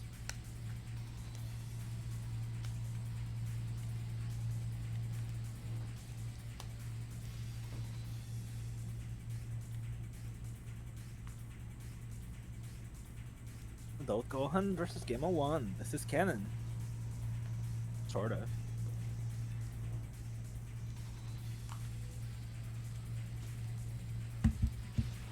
Man, it has been. I mean, it's a good thing that we included regular adult Gohan in this tournament.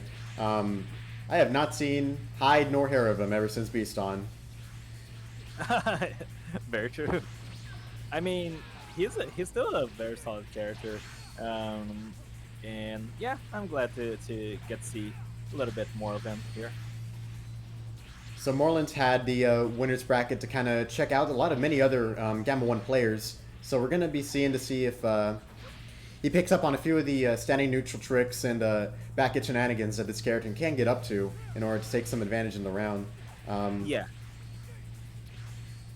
One thing that I think it's interesting is that Barlow's is giving him a lot of space, so it's easy for him to set up those oh, and very nice grab too, but set up those heroic assaults without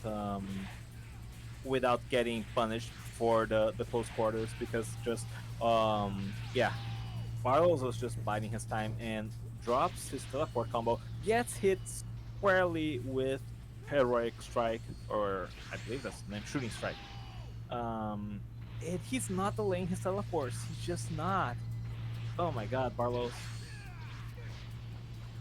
Another grab made by Yeah. Moreland.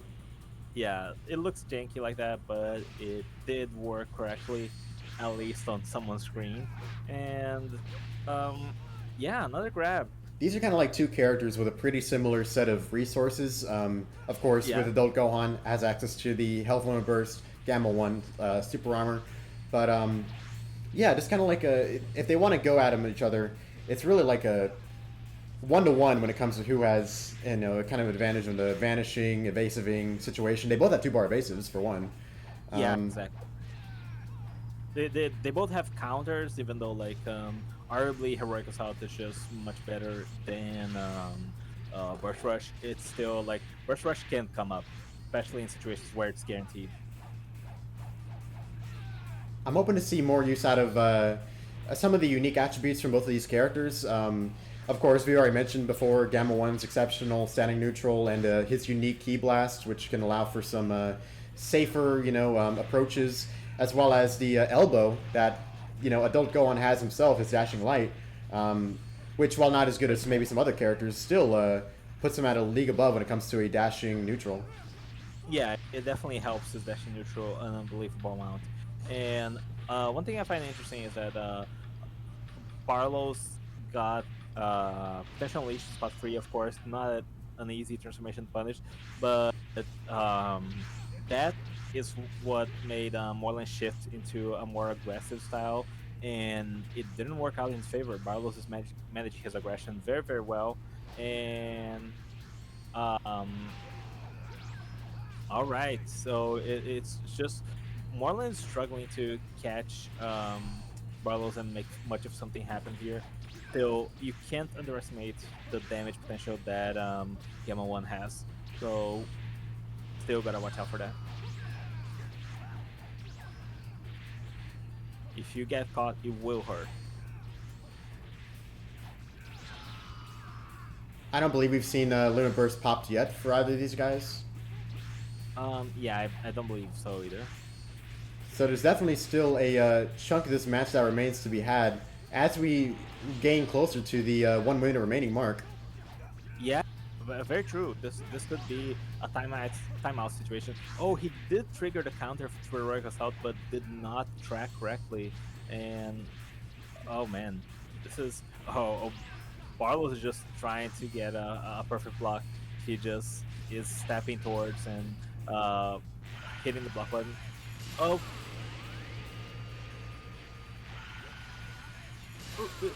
Turret heavy, turret heavy. Yes. I am using his armor to take the limit burst himself, but not taking a punish off of it. Yeah, that part confused me. Maybe it's an issue with He's already broken, my friend. Yeah. Oh my God, Moreland Spaghetti is just all over the floor right now. Barlos has you can't take away his health in 20 seconds, and yeah, Kamehameha will seal the deal. That was almost really promising from Marlon, but he just couldn't mount the punish together, and now Barlos will take game one. Beatstone could have cleared that health in 20 seconds. Maybe, maybe. You're not wrong. But all is not lost yet, as we are still in this best of 3 rounds. Yeah, exactly. This is not over in the slightest.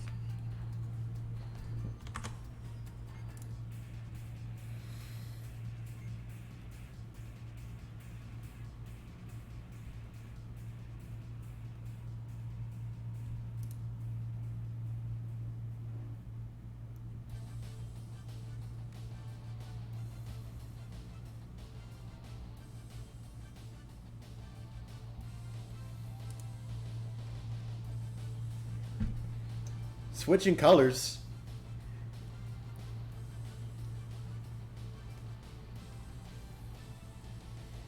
Oh, 2. Yeah. Yuma 2 is definitely like, oh man, I think he's a premier character in this tournament. Even though he doesn't belong to the latest DLC, I feel like he's just so strong, has so many tools that match him up well, specifically against the characters that are in this DLC. He just enjoys his Super Soul so much against especially the Breakless ults of Gohan. Definitely a strong pick here, and I can see why Moreland is going for that. Oh my God. Can you imagine, like, if he delayed the teleport and got the yearly break from full? That would have been so good. Perhaps.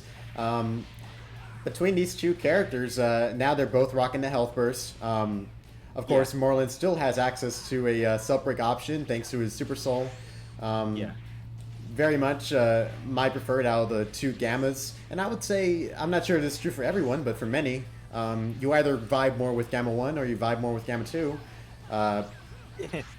We just might see some better compatibility from Moreland with this character. It'll just remain to be seen throughout this match. Yeah, very true, very true. Tries to go for the game impact there, does not manage to achieve anything. If I'm Moreland, I'm thinking of going to the ground to regain some stamina. It seems like he is thinking of that, but he's just trying to score a grab first, just trying to create some space, because Barlos is constantly on the offensive. Gets low turnaround, manages to P block back to him at least. That's definitely a solid P block. And is Barlos gonna go for a break, or he's gonna go for breakless damage? He goes for breakless damage. I feel like Barlos is trying to think, okay, well, he's trying to find that right situation to go for his best punishes, but he's just kind of having a bit of a troubled time with it. Smart of him to go for the ult now, but not when he still has stamina to get out of there. Yeah. Oh, he's trying to predict the burst. Does not work out in his favor. I really hit my own foot there. But on the bright side, that's all of Moreland's stamina recovery methods thanks to his Super Soul down and out, aside from his Lunar Burst, I believe. So yeah. It's now a much more even fight. This is extremely even, I would say. Both these guys have their health bursts on deck. and they have very similar resources to boot. So this is just who will be able to play better than the other. If he can just manage to score a break, it is easily possible for him to just do some key blast cannon, key stun loops, and utterly wipe out Moreland's HP. But I doubt we're probably going to get to a stamina break situation in this match. It'll probably come down to either a health, gone situation or simply a timeout. But as I say that, as both matches go to. the vibe of this match changes. Much more dangerous situation right now. Moreland kind of get away from Barlos now, hoping to probably disengage. Maybe he's looking for an opportunity to use his limit burst if he hasn't already. Yeah, he hasn't had an opportunity yet. Oh, this is... Oh, slow turnaround! Slow turnaround! Ah. The slow turnaround is so sad, man. Oh, he almost got the get up by frames there. Unfortunate for him. Barlos will come out on top. 2-0. And Moreland is now out of the tournament. Thank you so much for coming out, Moreland. Yeah. But the tournament continues. Yeah, indeed it does. Up next we have Legros and Shaw, so let's get him right in here and get the next round of losers right in their way. Whoever wins this match will have to fight me and loses round 3. Yeah, and I mean, hopefully you won't get just knocked out, right? Losers? Right. Surely not. Surely.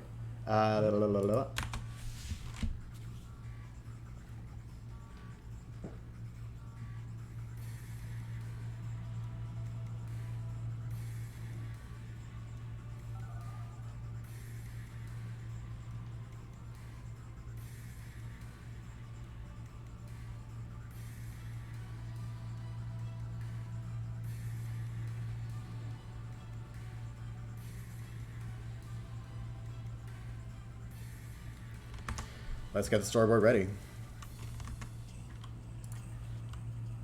Yeah.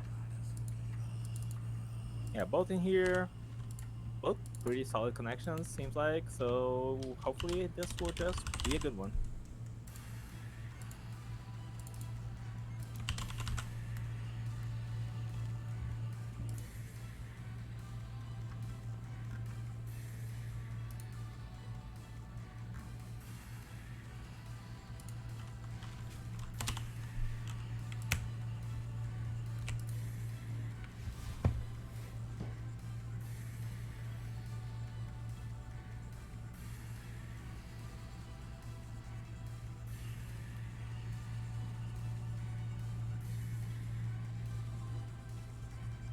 All right, Ladgros, as expected, staying on his Beast Gohan.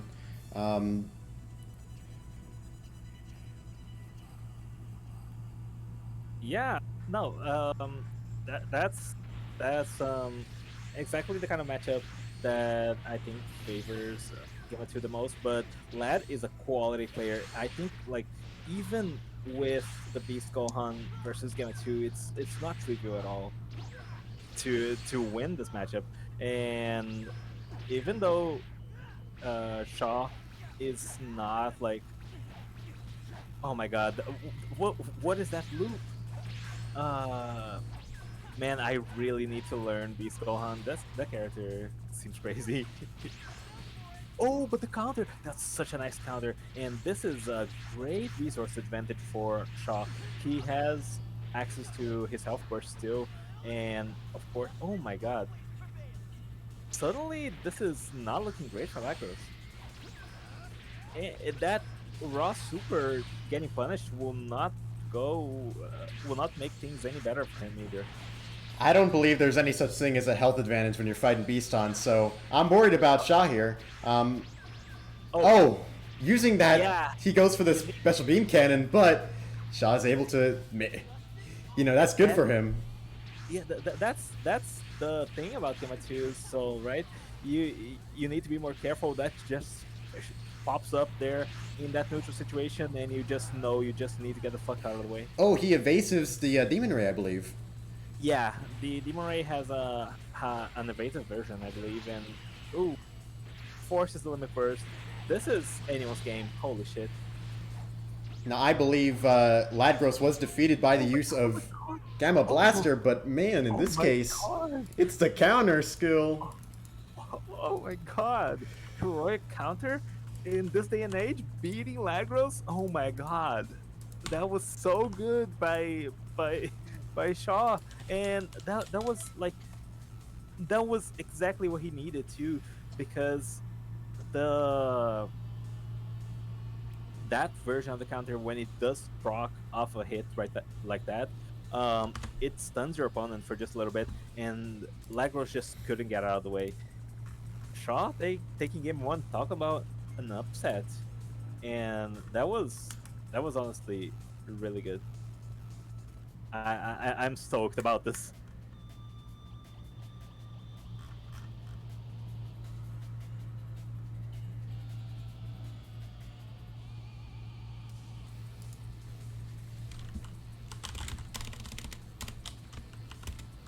God.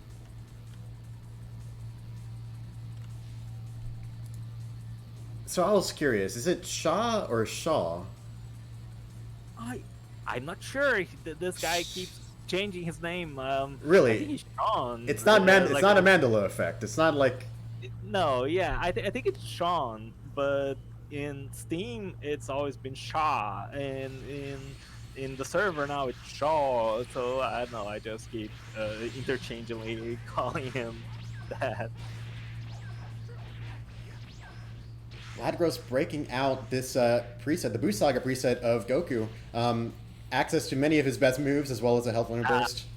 I think he realized that this preset is not allowed. Oh yeah. I think he has realized.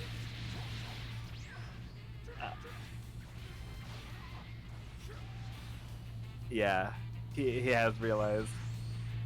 Shaw hasn't realized yet though, so he's just wondering what the fuck is going on as he beats up his opponent. Okay, I think he's been clued in.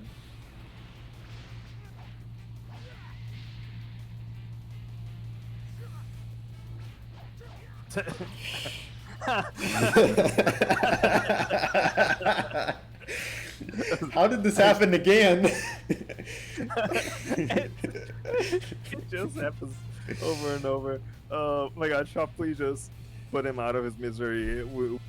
I assume you guys will be fine with redoing this one. It's just like Gross is not supposed to be using this preset. Okay. His squid out. Yeah. I mean, I'm gonna just ping both of them with the situation. Good idea. I'll invite him back, or let's see. And up to you.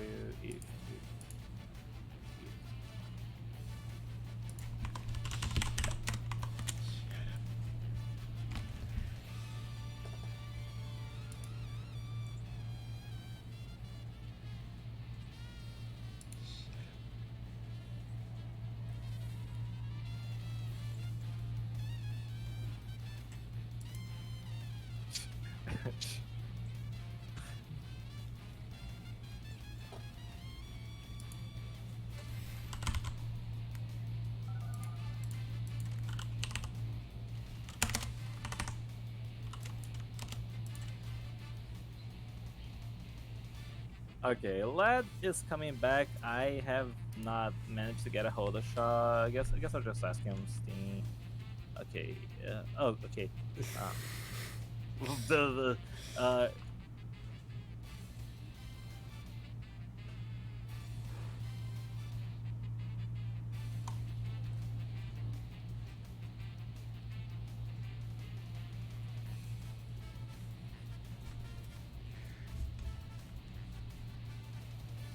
No, okay. no redo. Apparently no redo. Oh my god, I'm so sorry for you, Lagros. Next time read the rules, buddy. I guess Multi will be facing against Shaw in losers round 3. Let's get Dan, Dango, and Barlow's right in here. Oh, whoops. Sorry. Maybe make in the lobby, and then I'll get Dango and Barlos in. I mean, Dango and who? Dango and Barlow's, yeah. Then Dango and Barlow. Great.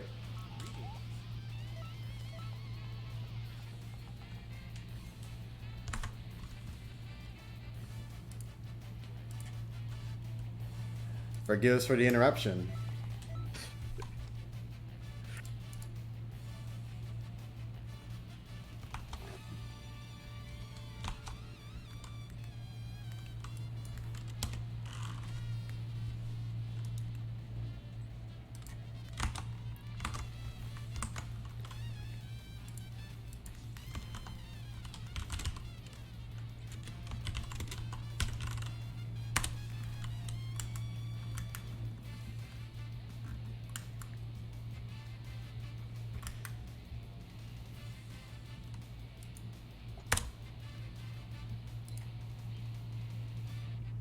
Yeah, then Dango versus Barlow's. Oh man.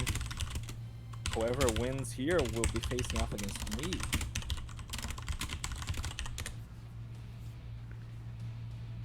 I hope someone got a clip of that last of the last 30 seconds of that little match there.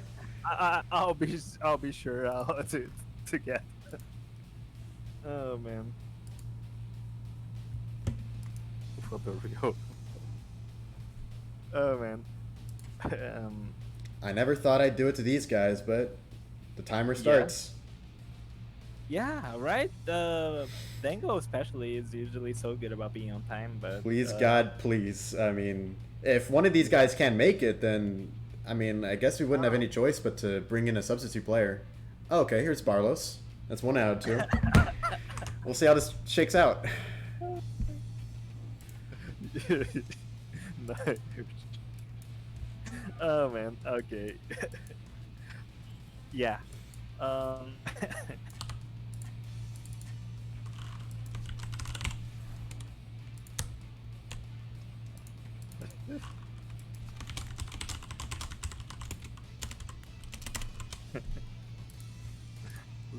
Sorry, the Discord is being way too funny right now.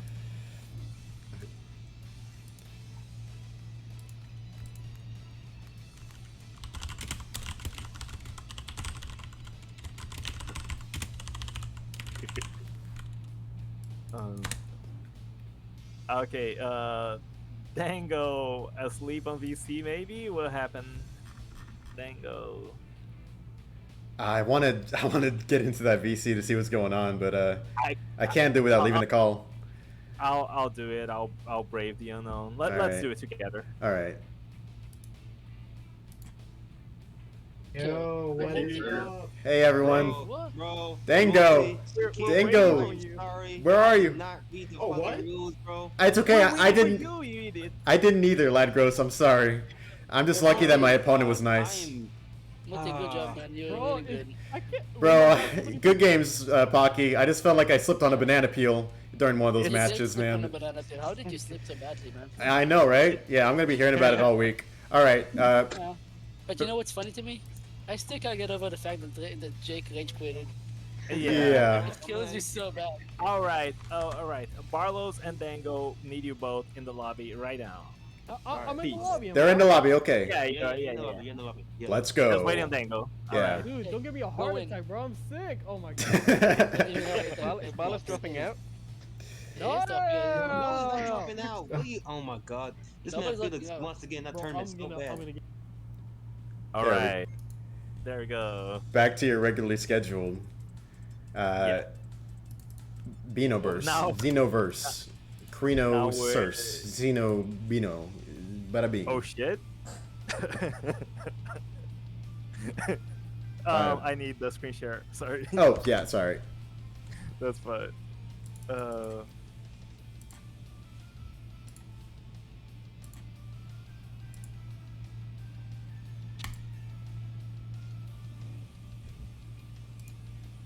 And we are getting underway. With the... Oh shit. Piccolo versus Piccolo. I always wanted to see this one, dude. Look how they have different numbers of pads on their arms. I think that's a manga versus Oh. anime difference. I saw you talking about that, but I didn't pay attention this time. That actually is kind of fucking me up. Oh, I see. Actually, that yeah. Another thing is that Piccolo's belt apparently turns black only when he goes awakened. I saw that in like one of the cutscenes. Yeah, that much I did notice. His gi also turns a little lighter. It's I think it's meant to be emitting light in some way. It's a little weird for sure, but it's cool. I like the color scheme on Yellow Piccolo. So yeah, Barlos is on the Kamikolo set of Piccolo, I believe. And Yeah, that's probably why he's trying to go for his maximum stamina right now. Yep, there we go. Yeah, there you go. Reliable health regeneration as long as he can keep his stamina in the max. Unfortunately for him, Dango is gonna make his life very difficult in that regard.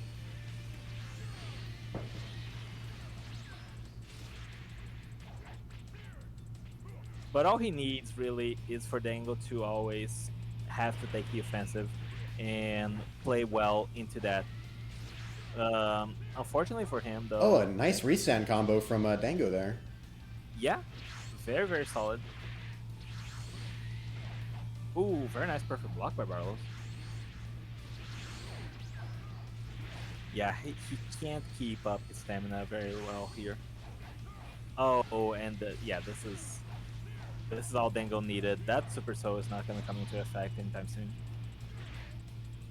Ooh, caught Oh my by God, caught again. that dashing there. The noodle arms, dude, they're tricky. This is an interesting matchup, and this preliminary tiers that we've given these little characters, I would argue that they kind of go even in some respects, but obviously they could not play more differently between this set of Piccolo, base Piccolo, and this Yellow Piccolo. Yeah, I'm actually very excited for how different Yellow Piccolo plays from regular Piccolo. You would be forgiven for thinking like they are kind of similar, given how their strings are similar, but they do play very, very different, and I think it's yeah, it's both really good characters. Oh my god! my Homie God. Key Blast into the special beam cannon! That's so cool! Holy shit! Leave it to Dango to cook up some shit like that. Honestly, that's awesome. Special beam cannon, possibly a little bit underused during this tournament, except for everyone else flubbing it, but it has some serious utility, both in Oki situations and just as a nice bit of unblockable damage, even if it is pretty weak compared to many other supers of its ilk. Yeah, no. I think the fact that it's unblockable and people aren't used to it is also a good advantage of it. I was playing Efcha yesterday, and he had the auto perfect block burst on, and I just tossed the special beam cannon, and in hubris, he just stood still. He tried to perfect block it, got owned by it. Oh my god! And speaking of getting owned, so did Barlos by the light grenade. Dango will be winning game 1. The set continues. The set continues.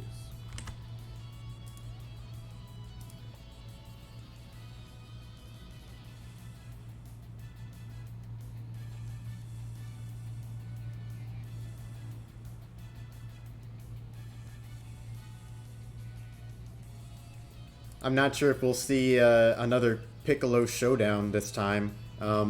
It certainly takes a certain playstyle that you have to constantly be working on in order to make the most out of the health regeneration that Piccolo can get.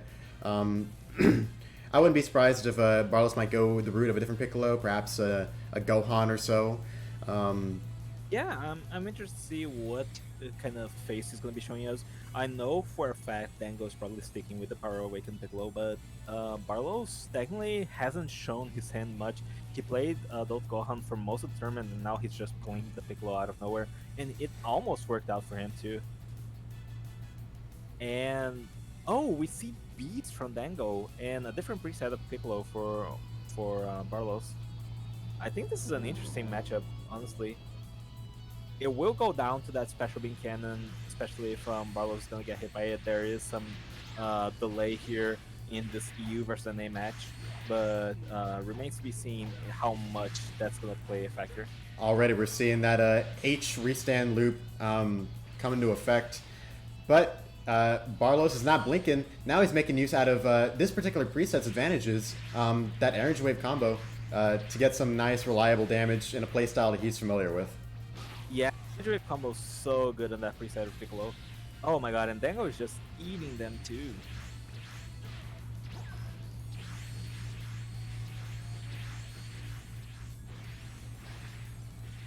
Huh. Just playing back, forcing Dango into the aggression. Oh, the Evil Flight Strike does not get punished, but does not get its full duration there. Dango's probably pretty happy that Barlos is hanging in the back, allowing him to get some stamina recovered. Oh my god, the counter. That's counter number 1. 3 more of these will kill. Ooh. But perhaps just as many energy wave combos like that could do the job in Barlos' favor. Yeah, this is looking very tricky for both contestants. Very nice use out of the LHH. A nice safe damage option to get him out of the way, start up a combo or get a knockaway going. Really nice synergy with, ooh, managed to escape that ultimate there. Yeah, it's so tense whenever that happens. But yeah, no, Barlos is in a really good position here. Oh, no, wait, why not? Barlos, you can energy wave combo after that evasive, why not? Whoa. I think he grabbed Dango out of something there. A key bar got consumed at the moment it got grabbed. But yeah, Barlos managed to get a game in his favor. Evening up the score, now this is match point for both of them.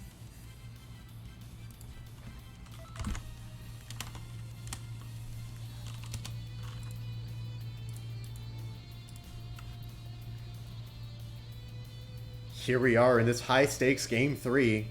Only one of these guys is gonna get to face you. Yeah. I honestly I have no idea who to expect. Dango did so well in the first round, but that change to Beast, I'm not sure if it was like Barlos playing a preset that he's more comfortable with, or if it's just Dango was just not a confident Beast, and he just couldn't enter Beast mode. Well, let's see what this all-important game 3 is going to look like. I believe Dango should be returning to Power Awakened Piccolo. Maybe he'll go Orange Piccolo. Who knows, man? And Barlos, honestly, if I'm him, I'm probably sticking to that exact preset that he just used. Our contestants probably feeling the pressure. Yeah, absolutely. Whoever loses here is out of the tournament for good. So, a lot riding in this one.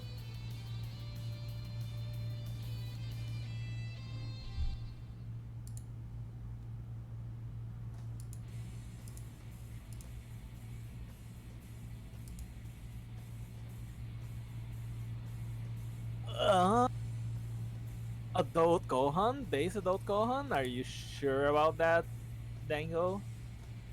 Okay. This is probably the most unexpected pick that he could have gone for, but I think Dango is a confident Adult Hunt player, maybe? The guy he's been around the block, you know. I'd be surprised if he doesn't know how to play Adult Gohan. Yeah, getting those elbows in. He's trying to play at a really high tempo, but that just made him burn through most of his stamina. This is like a poor man's version of Dragon Ball Superhero. Right? A Dragon Ball Superhero if you don't own the DLC. Oh my god. Evil Flight Strike forces an evasive. I think he was safe there, but I'm not sure. Oh man, this is... Oh my god. Barlos is just wrecking his stamina. Oh my god. 3 remaining bars for Dango. Of course, he does have the benefit of a 2-bar evasive. Forces out a manual vanish there from Barlos. Will get caught by the Evil Flight Strike, but not fully. This health deficit at the moment is nothing to worry about for Dan. If he could manage to whittle down some more of Barlow's stamina, which he seems to be not quite in the mood to do, yeah. if he can only get in the situation where he can get off some breakless ultimates or something. Oh my god, this is... And Piccolo also has access to a 2-bar evasive. This is not trivial at all.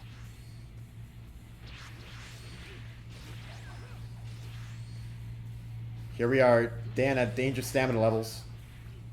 Still has that health burst, but oh man, this is looking scary still. Oh, very nice, perfect block. And a very nice Oh. grab, too. Making sure that he was on course properly. And it's a great opportunity to get back some much-needed stamina. Absolutely. YOLO Kamehameha gets punished by an Drift combo. I think he was hoping that Barlow's would get sucked back into the Kamehameha. Unfortunately, it does not happen, and now still Barlow's still holding an advantage, even though Dango has managed to close the gap just a little bit. Decent timing on that grab there to make sure he wasn't caught by the Kamehameha at all.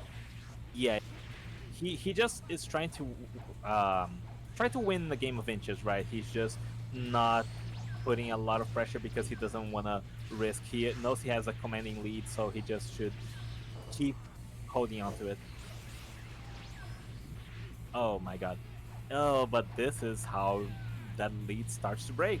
Now, suddenly Dango is in a better position, and he will score another grab. He's getting in Barlos's brain right now with those grabs.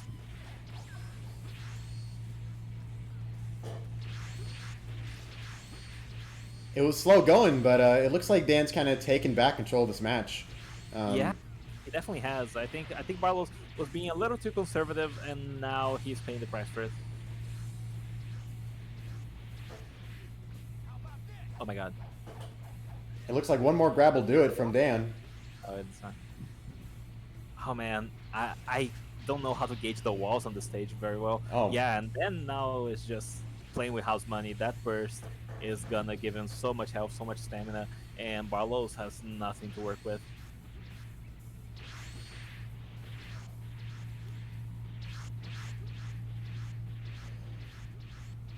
One minute remaining. Evil Eyes. Very nice. Oh man, is Dango just gonna time Barlos out? I wouldn't put it past him. It would be kind of funny though. Quite a large in spaces endless map we've got going here, so Yeah. Oh, such a beautiful map too. he's not even risking going for a grab. He's not even punishing him. He's just timing him out. 30 seconds. Can Barlos manage to catch him? He does, but he flubs the combo. Oh no, Barlos. Can Barlos not get timed out? There's 20 seconds. Oh, and Drift combo. Just need a few more beats. But he doesn't have the key. Oh no.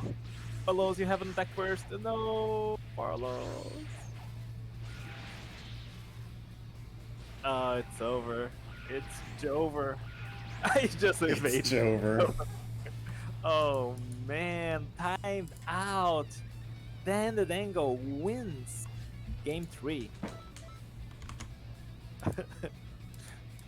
What a match. Oh my goodness.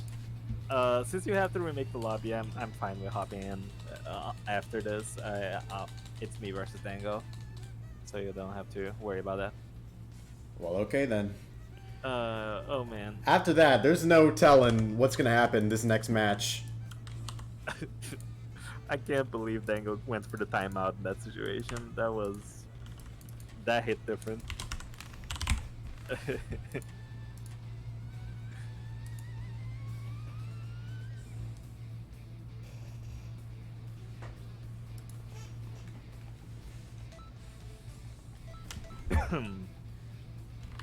Let's see.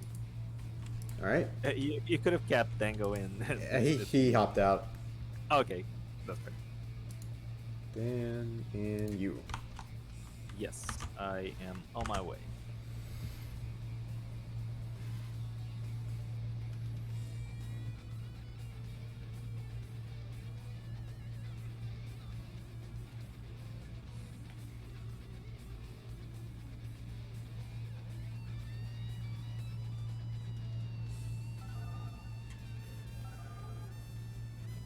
And our contestants are in. All right, we're both here. Good luck, Dango. Let's make this a good one. Psyker's had some success throughout this tournament on his Gamma 2. Dango definitely repping the yellow Piccolo in most cases, but possibly falling back on an adult Gohan when he had some success against Barlos. But I think that with these guys who have had so much experience playing against each other, we might see some different picks going into this. Perhaps just meant to counter each other. Or they'll go with their reliable picks. That's about how I thought it was going to shake out too. Here we are, our first Orange Piccolo Ditto of the tournament. Orange Piccolo, Attack Burst, a nice chargeable Caulifla Super-esque Fierce Fist, that nice command grab that does a ridiculous amount of damage and is very versatile, usable with many of his supers. And a grab that's basically exactly Namek Finger. We're going to probably see a lot more of that throughout this tournament, or throughout at least this round. Already, Dan at a very dangerous stamina level. Oh, but Psyker's not able to follow it up with a very much in way of a break or extra damage or whatnot. And just like that, the stamina situation is evened up.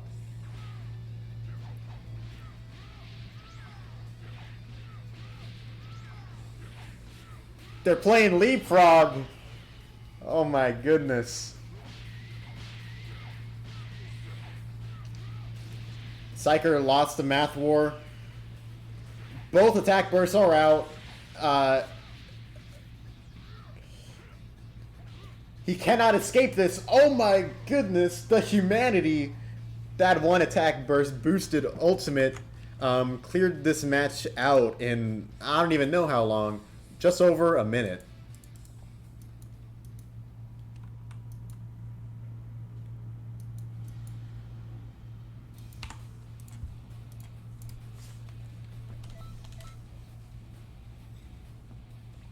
I heard that this is something similar to what would happen if... I don't remember exactly what it was. I think it was if Moon Knight fought that one character that can copy each other's moves, and then it's not... There's no skill in it. It's just them punching each other repeatedly until one of them drops. Just like... What the fuck are you talking about? Never mind. I'm gonna get it. I'm gonna get that video. Or that image.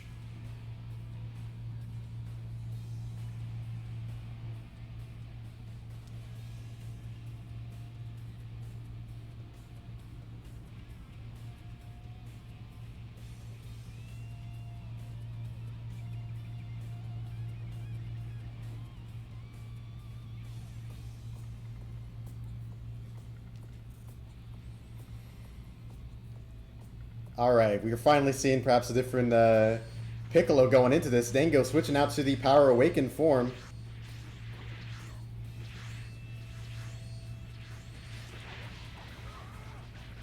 Psyker staying on to this very loyal pick of his.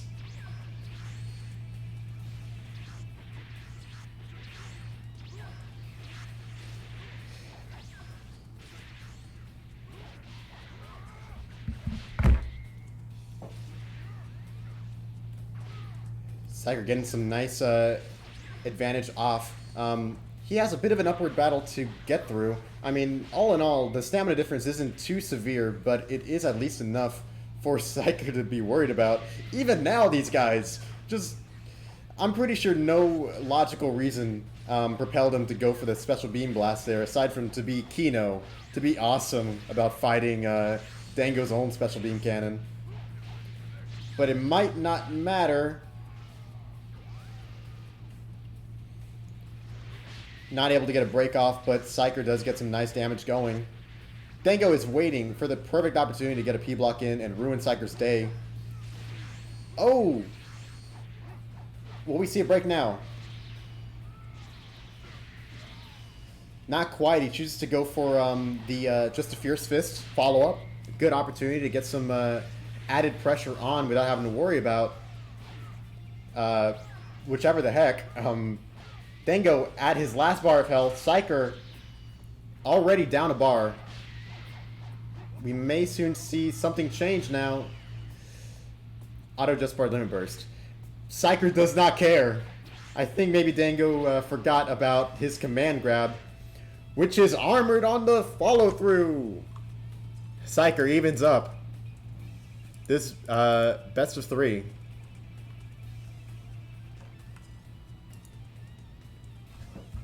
All right, GG's Dango, jeez.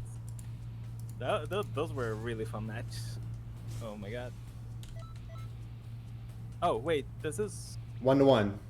one. Yeah, okay. Never mind that. Well, GG still. This has been fun already. Now I will try.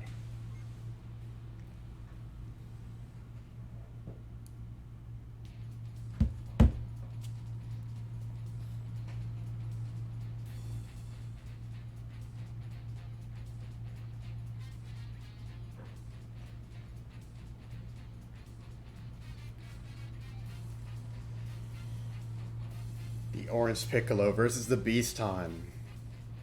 This could spell disaster for either of these guys.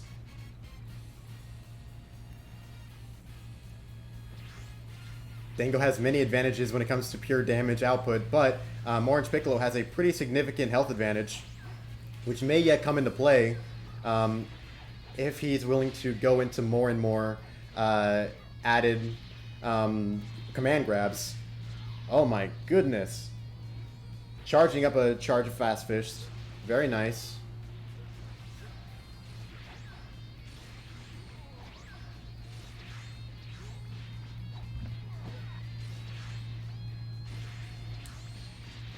Psyker's got to be careful here. He doesn't quite want to be broken, but for his trouble, he has been given a severe amount of damage taken.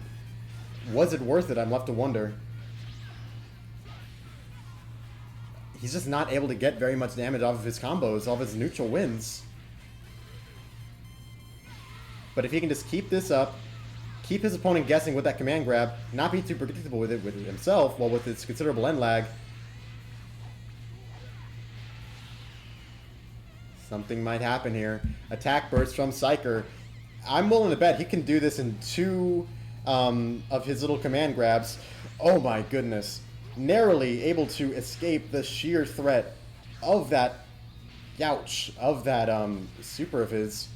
But now Dango moving back into the same kind of mode he was in when he was fighting when he was fighting Barlos. Go for the grab. Go for the command grab. Go for it again.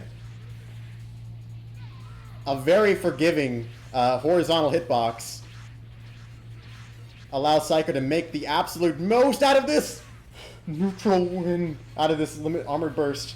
One of them are gonna die. Who died? Dan the Dango? No, god damn it! I didn't do enough damage in that trade. By the skin of his teeth. Oh my god. Dan the Dango moves on. GG's Dango. Holy shit. Fuck. Fuck. That was really fun. I had a blast playing Orange Piccolo versus Dan. So not sad in the slightest that he's the one who gets to move on. And yeah, so let's remake the lobby, get Shaw in here, and multi versus Shaw. All right. Round 3.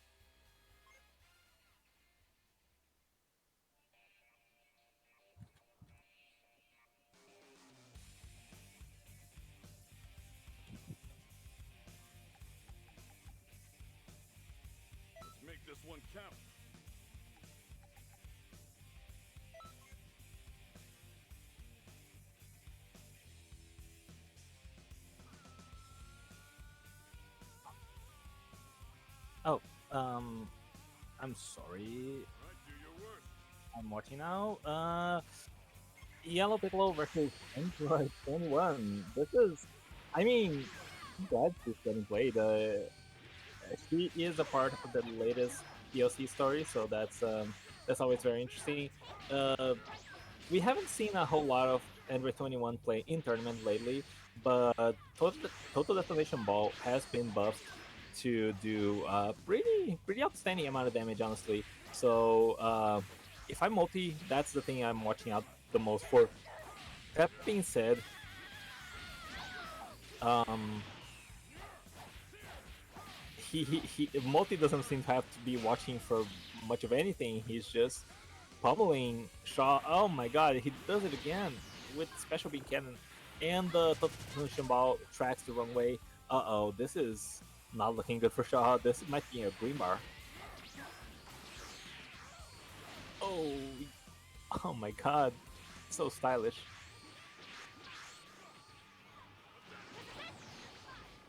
Ah, he won the evasive kill. I could feel it too. Well, a quick a quick burst of strings will do it. You Multi never left to be desired. wins game one. Very dominating fashion.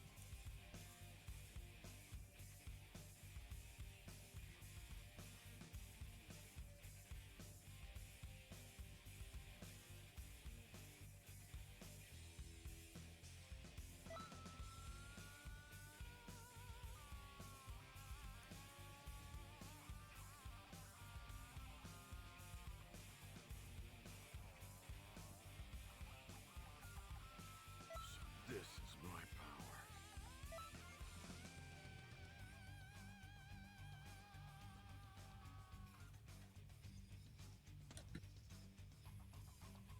All right, Gamma 2 versus Yellow Piccolo. What do you This say to a should little be a rematch? lot more even. Even though 21 is not a bad character in the slightest, Shaw has put his best performances on the Gammas. So we gotta see what kind of oh, a little zesty with that break there, but if that caught multi, that could have been pretty bad, very quickly. And if I'm Shaw, I'm looking to self break right about now. Seems like he won't go for it, goes to the ground instead, and multi is just nailing those double key stunts. Oh, that's a cute loop. I'm not sure how sustainable it is, but it honestly looked pretty solid. Triggers the counter purposely, punishes it. Shaw's now no burst. He still has his soul activation, but this yellow Piccolo can deal breakless damage like no one's business, honestly. So yeah, it's not looking particularly good for Shaw. This is just a repeat of round one with the caveat that it's definitely not a green bar. A yellow bar for a yellow Piccolo, you know, this seems fine.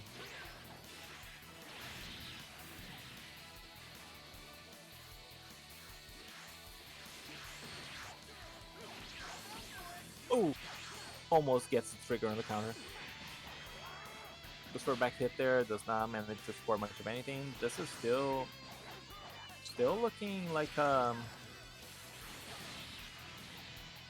looking like it could be very well in Multi's favor here, but he cannot stamina break Shaw. And Shaw still has the self break, but he hasn't gone for it so far, so I think he's just not gonna go for it, period.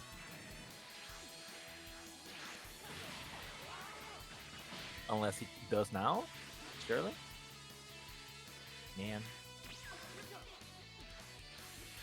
With grabs left and right. And Multi's a whole new him, dude. He's ready to win. And that's gonna be all she wrote. Actually, it's not Rio. Well, he got the evasive kill. One game too late, but he did do it. Multi, quick 2-0, will be facing off against Dan the Dango. Coming up next. Great games to Shaw. That was a hard pounder, man. Let's go. Dude, you played He played scary. Shaw couldn't do much of anything. That was some fantastic gameplay there by you. Really good universe.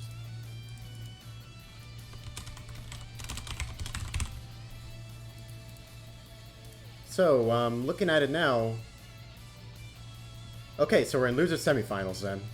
Whoever wins this will have to go up against Jack if he's still around. But we'll cross that bridge when we get to it. Yeah, absolutely. Yeah, then the Dengo versus you should be a very cool match. Both Yellow Piccolo enthusiasts, both very skilled players. Looking forward to this. Let's see what kind of look Dango is going to be showing us, especially since like he did branch out from the Power Awakened Piccolo very quickly. In the previous matchup, he went for the Orange Piccolo, he went for the Beast Gohan. Maybe we'll see a little bit of both again. Multi is just dedicated to Power Awakening, and there we have it. The Power Awakening Piccolo mirror, the Piss Bros. Here they are, and let's see who will have the upper hand in this battle of the Yellow Piccolo.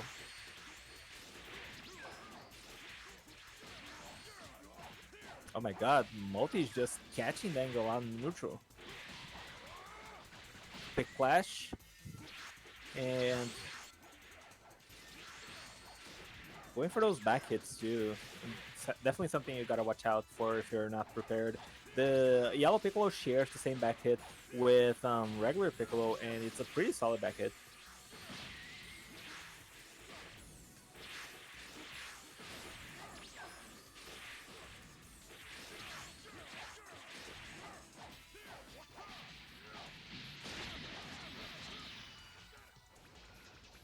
Oh, forces an evasive, almost catches him anyway at the tail end of it.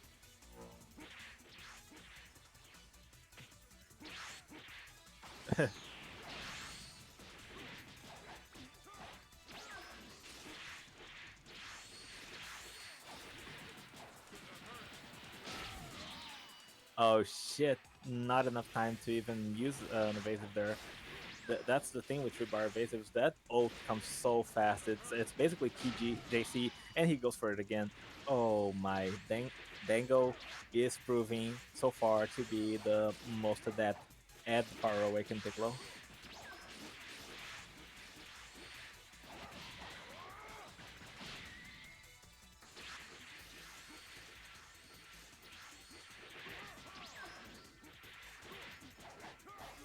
Oh, barely gets the punish off there. Evasive versus evasive, his will get punished, and Limit Burst does not queue up fast enough. Dango will take game 1.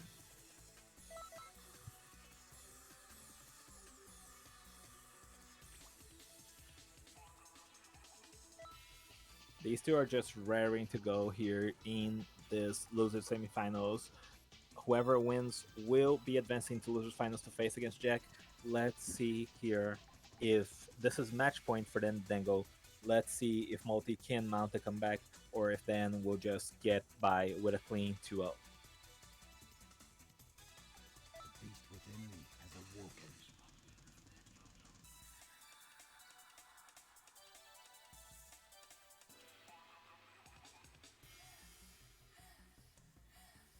I'm gonna finish this.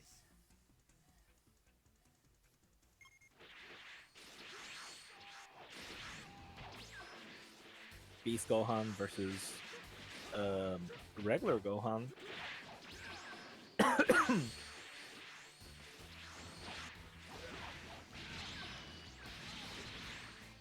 Both representing what you probably assume most Gohan fans would say were some of the coolest moments of Gohan. Of course, when he came back versus Super Buu, and here now in the superhero movie. Let's see which one's gonna come out on top. You know, Beast Gohan, exceptional damage potential, but Dango is just not losing neutral much at all. Oh, and Multi couldn't even get a perfect block back to get his soul activated. Oh, now he did. That was actually kind of clean. right from the side. What? Key blast cannon into back up into Kamehameha. That's clever. He just didn't want Multi to have a chance to spend any stamina there. Just force him to take damage.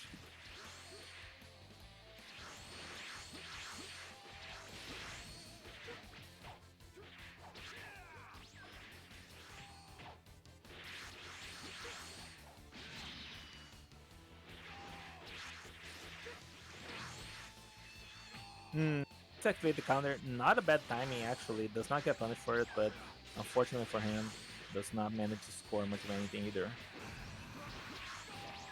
Oh, tries to combo into it. I don't think that way is how you do it.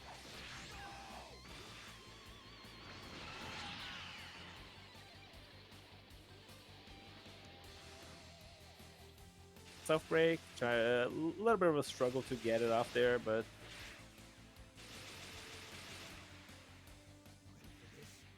combo starter grab. Oh my god.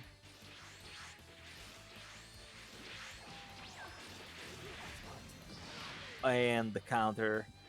Oh man, that deals half a bar of damage. It's so good.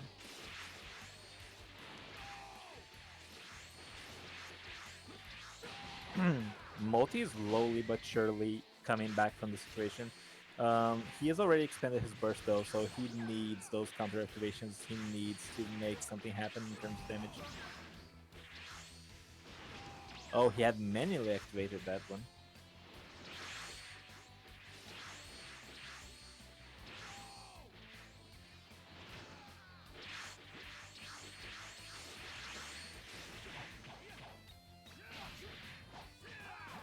You're stupid! You're hubris! Dan Dango wins 2-0. He will be facing Jack in losers finals. Well, it was a worthy try. What were you thinking? What do you mean? What were you thinking with that charge heavy perfect block attempt? Oh no, I wasn't trying to perfect block it. I just didn't unblock in time.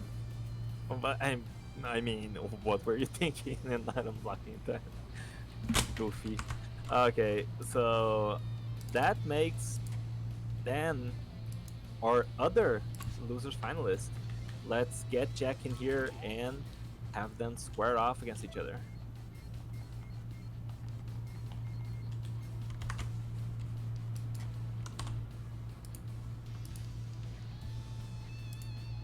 Alrighty, let's see if he's in.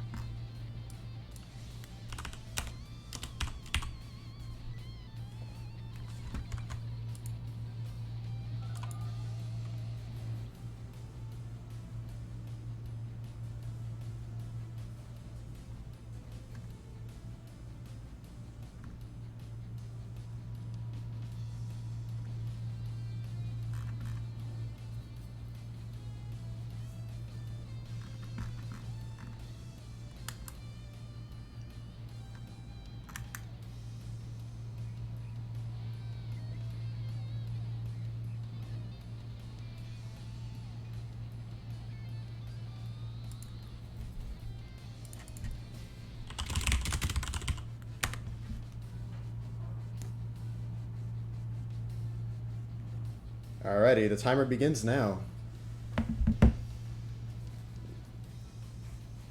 All right.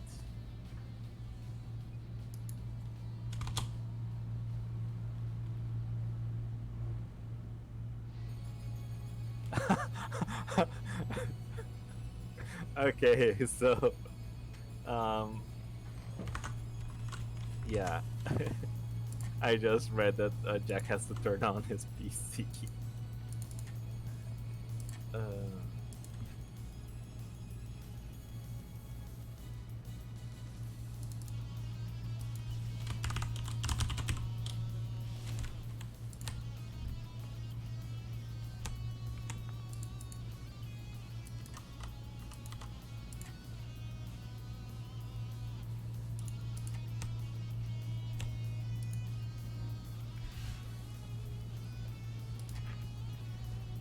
I got 1 minute left on the timer.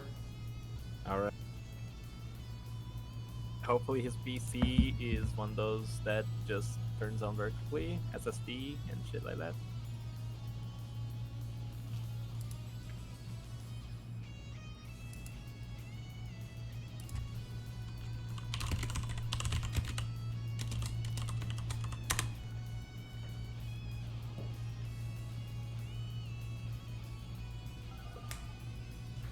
Oh.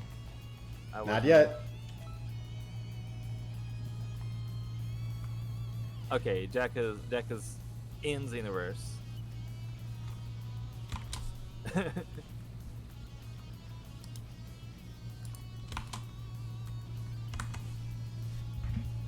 10 seconds. Is he gonna do it?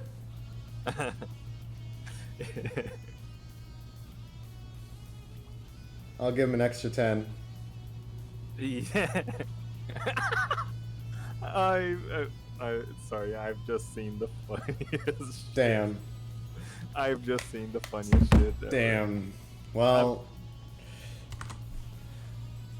Okay, I'll do this. Whoever gets in first goes. Oh shit. Between Felix and Jack. Felix is. We're gone! Go, go, go! Oh shit! Oh shit! He's here! Oh my god! You given him enough power with. Yeah, that's him.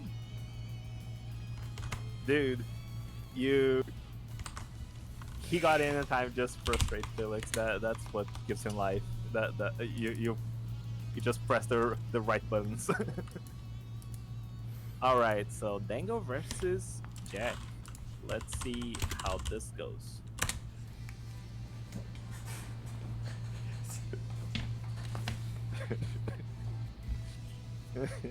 Sorry, I'm still thinking about the funniest thing I've ever seen. It's in Dragon Ball channel later, by the way.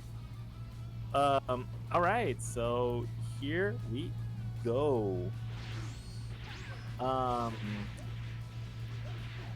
I like JJK's choice of Gamma 2. Yeah, Gamma 2, of course, very good character against any of the characters in this DLC. Dango, however, is playing a really good Yellow Piccolo, and I know Dango, there's nothing he loves more than beating up on Jack, so I'm sure he's trying his hardest in this match. Oh my god, yeah, that's how you can tell. That's just pure correct play there from Dan. One thing I really like that Dan does is that he goes on the standing light on block, and he'll just keep on doing it over and over. Like he's trying to catch you if you unblock, so he can like do it because his standing light is just that fast. Yeah, no, it's so hard to react to too. Oh my god, she's just perfect blocking him over and over again. This guy doesn't even need the auto play block burst. Worryingly, we are at this already a pretty dangerous point in the match. Luckily, it was a fast break going on Dango there, I believe, or was it? Yeah. No, this is a fast break. Yeah. Well, here we are, barely a minute into the match, or just over a minute, and now, well, both bursts are spent. Dan on his last bar health. Yeah. And crucially too, he managed to waste Jack. So. Oh, very nice, special beam cannon confirmed. And I think wasting the soul is the most important thing for sure. Now he's able to get a stamina break on Jack, should he get him stamina low enough there. And that could... Oh yeah, he's just trying to force Jack, like he has to vanish that. Oh my god, this is over for them though. He'll have to try better next time. Jack takes game 1.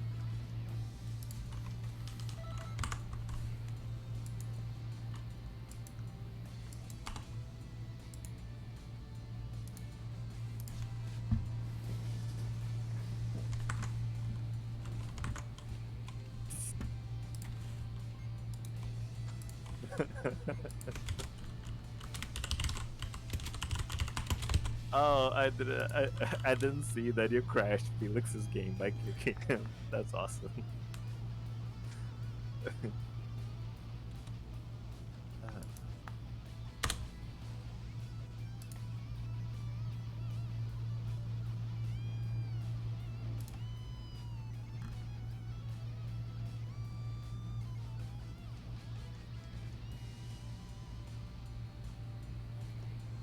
Looks like the contestants are kind of giving a little bit more thought to their character picks this time around. Yeah, definitely not a bad idea. Going with the Goku preset. The interesting thing about these Gokus, I didn't deliberately chose them um, off of anything other than the outfit being the correct one from the movie. But I think neither of the available Goku presets have God Fist, interestingly enough. So while it's still Goku, it's still a very strong character. It's not a character that has access to his best tool in the form of God Fist.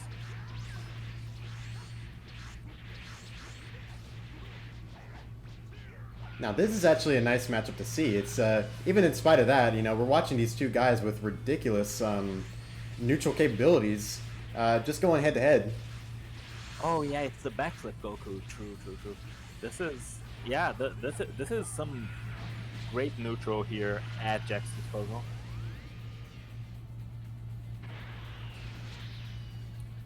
Burst dash does not get blocked or P blocked. Just more of the catching potential from Yellow Color's normals there going on. Yeah, absolutely. No, it's just so hard to kick.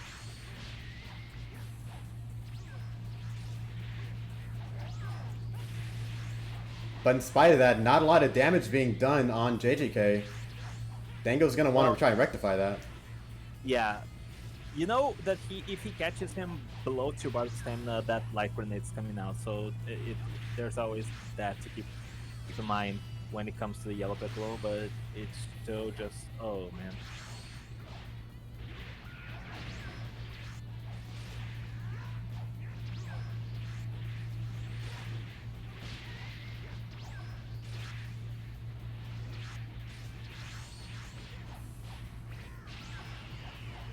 Oh, first punished.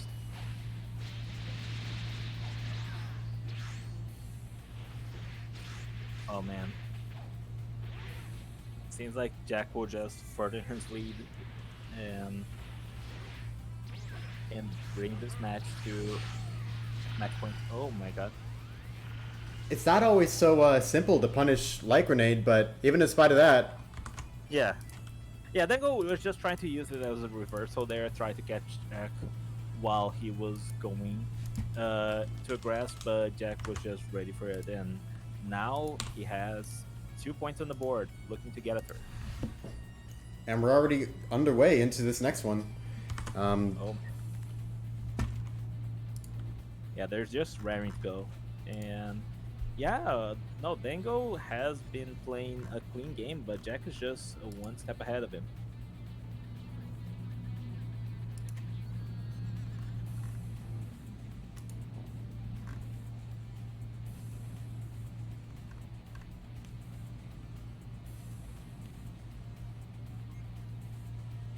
Huh?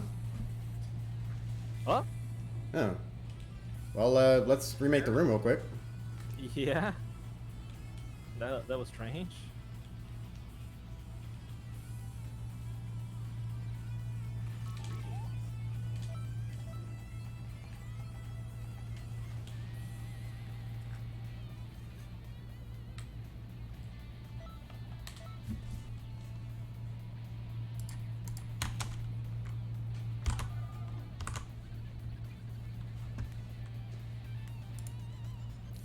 All right, and we're back with Dan the Dango versus JJK. Indeed.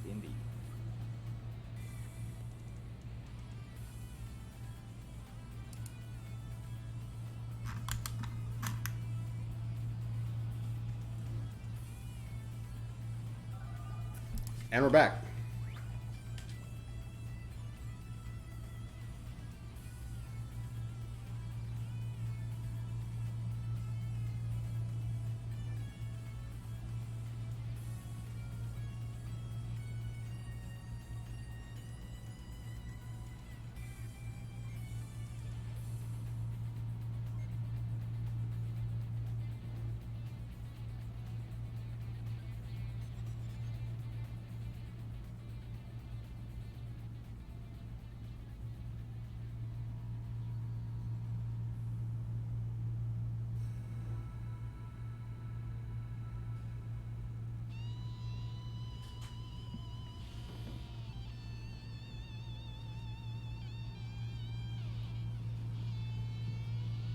Android 16?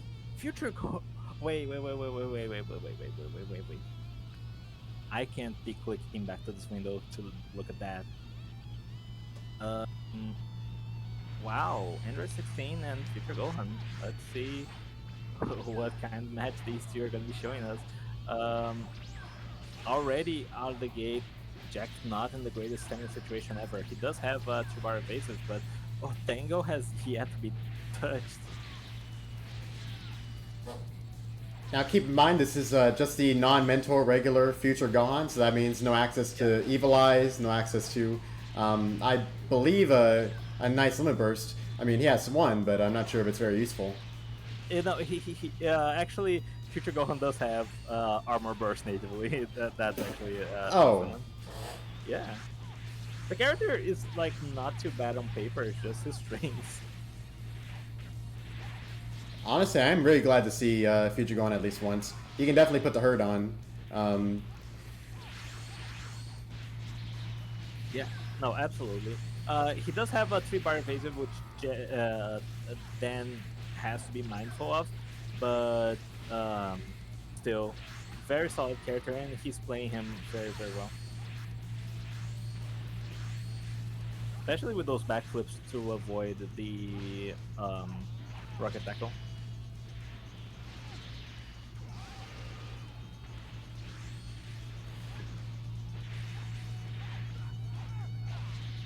Nice use of LHH to secure a nice, very nice set of combo damage thanks to Super Energy Wave combo and a Burst Dash, I believe. Oh no, was it Sonic Kick? Or Sonic Rush? Yeah, he was trying to get the Super Explosive Wave loops, I think, but does not manage to do so. Gets hit by a rocket tackle, so that's still always in the cards. If you gotta be mindful of it when you're going up against 16. Fortunately for him, Jack has now spent most of his stamina, so the next few interactions should be deciding this match. I loved what he did there, Dango. He was stuck in that alternating string, unfortunately, but he canceled it with the Burst Dash, and was able to get out of there without horrible repercussions. Yeah, absolutely.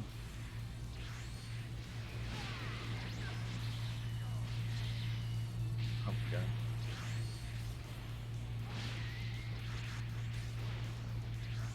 Very nice, perfect block there by Jack.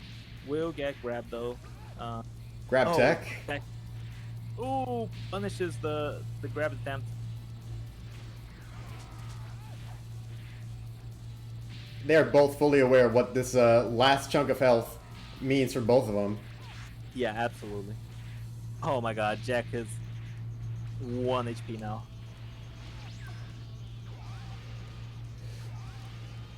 The Energy Dome to escape that Ki Blast damage, man. Yeah.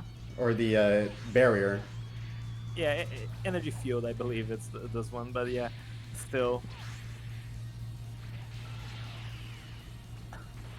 Oh man, Dango, I'm not sure. Oh shit, maybe you do want that, yeah.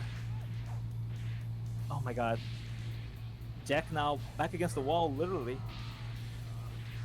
That's very calculated. He's able to cancel his recovery with, I believe, a block, and then he's able to kind of choose whether he wants to go in for another grab to counter or whether he chooses to do something else. But in spite of it, That's heavy. We'll do it. Wow, Dango is coming back. This was an unexpected matchup, but I think the result is even more unexpected. Losers Finals isn't up yet. Yeah.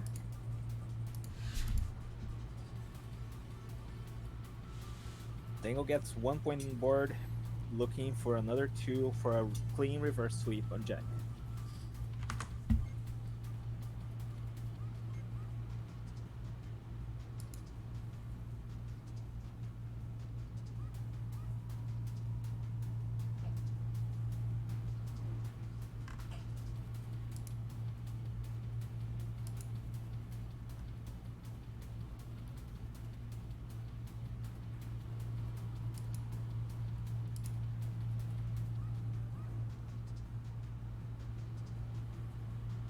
Adult Gohan versus Adult Gohan. Oh, okay. These guys are just having some fun. I respect it. interestingly, both do have access to the, the Key Blast Cannon and I believe a 2-bar evasive. Yeah. Very similar sets, really, but different in a couple interesting ways, particularly stamina, I suppose, but I not by think too much. I think one of the more interesting distinctions between the two is actually that this nerd Gohan here has Super Guard, I believe, and Jack is a known lover of self breaking and just using Super Guard as a move. So I believe that's what he has in mind when he chooses this one. Dango wisely going for the PU, a nice little damage boost that could be a nice advantage to have against otherwise a very similar matchup, but also just good to be able to cancel out of whenever you want. Just to be safe, just have fun. Yeah, Could also have use as a baiting tool. Maybe activating it inspires his opponent to get a little bit more aggressive, allowing him to kind of have some advantage as they come in, at least in the minefield department, the mind game department. yeah, absolutely.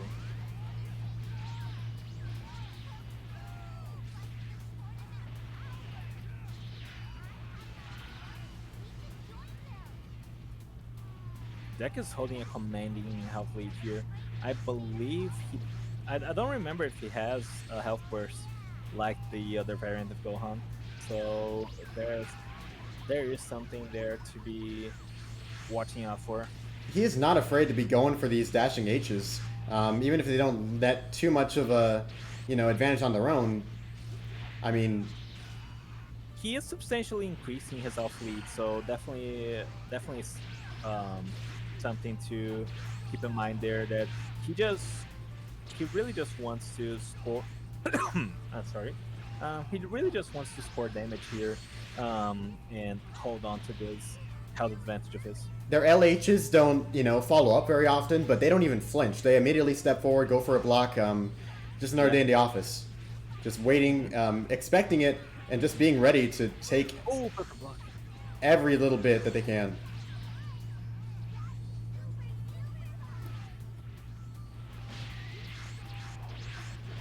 This is quality's universe, honestly.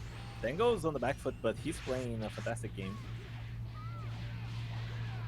That dastardly charged heavy. Luckily, Yeah. Jack's able to respond in time, get a clash going. Yeah, exactly.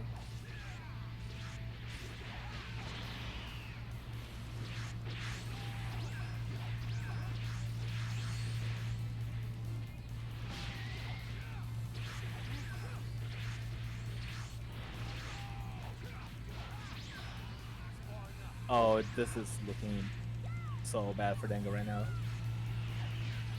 Yeah, there was Yeah. no other way after eating that super key explosion. I mean, super key cannon, super key blast cannon. My Yeah, goodness. Yeah. All right, Jack will advance to grand finals. He will be rematching against Pocky. Good display by Dango, but unfortunately not enough.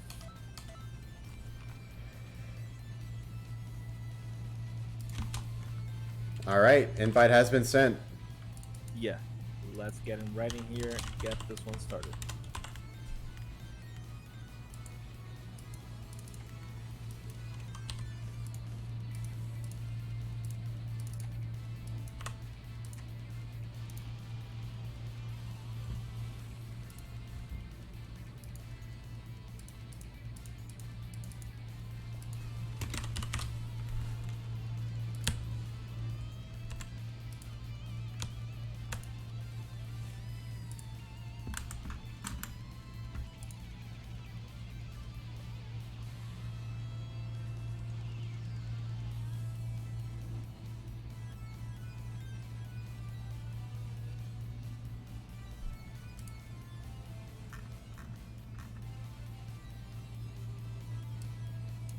All right, just waiting on Pocky.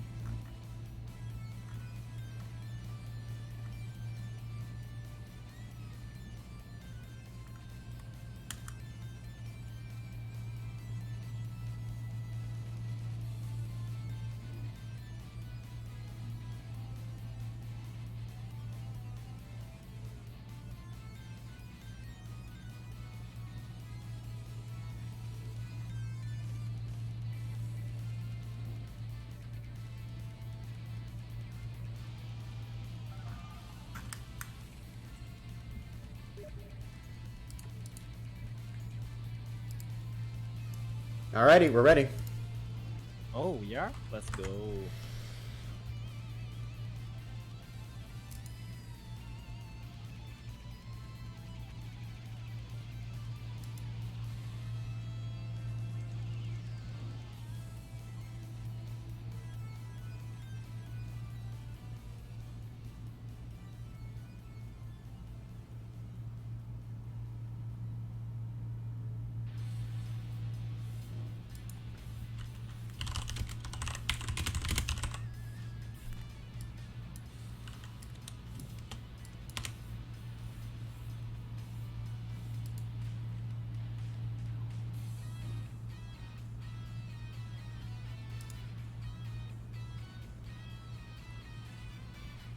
Jack feeling himself with the adult Gohan, bringing it in to fight Pocky's Gamma 1. Yeah. And Pocket's Gamma 1, definitely no slouch. He did use him to great success, so very interested to see how this match is going to turn out. Okay, Jack is here. I think he got a little too caught up looking at the score for a sec. A little bit of a different situation. Back when he was fighting against Dango, it was pretty much the same kind of neutral fighting the same kind of neutral. But I think he might have a little bit of a different experience going up against someone who probably functions better off of a standing in Gamma 1. Yeah. But he seems to be hanging tough, although we've been losing a lot of stamina. Yeah, so far, Jack is doing a fantastic job playing around the way Pocky is trying to approach with Gamma 1. Oh, but that Rex Hulk will make things a little bit more difficult.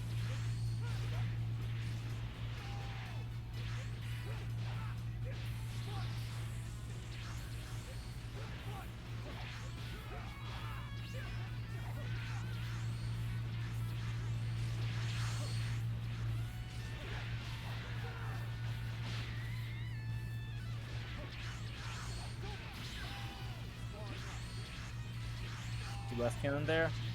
Pocky just a little too much stamina to self-break after the Spanish, yeah.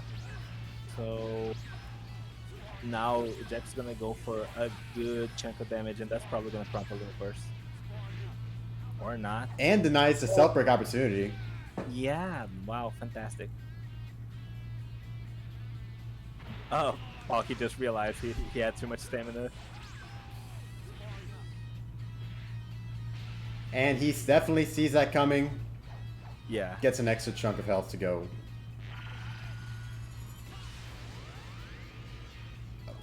My goodness. Playing with fire there, but that worked out in favor.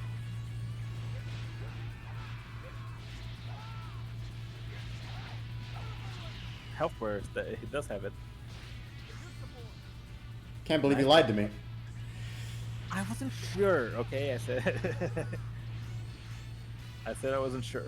But in the end, this makes this a very solid pick here for this matchup. He still has that super guard should he feel the pressure, and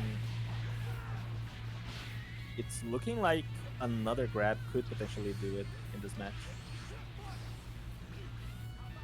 And maybe? Indeed it does. Yeah, it does.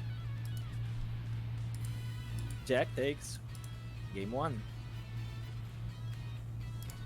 If I'm Pocky, I'm considering maybe a different character pick, because that Gamma 1, Jack just played around it with no issue at all. But of course, like in situations like this, sometimes you just feel like, oh, I could have played better, there's this thing I could have done, there's this way I could have reacted, and sometimes you just want to stick with the character and know that you can overcome the challenge. So let's see what Pocky is going to decide to do here in this game 2.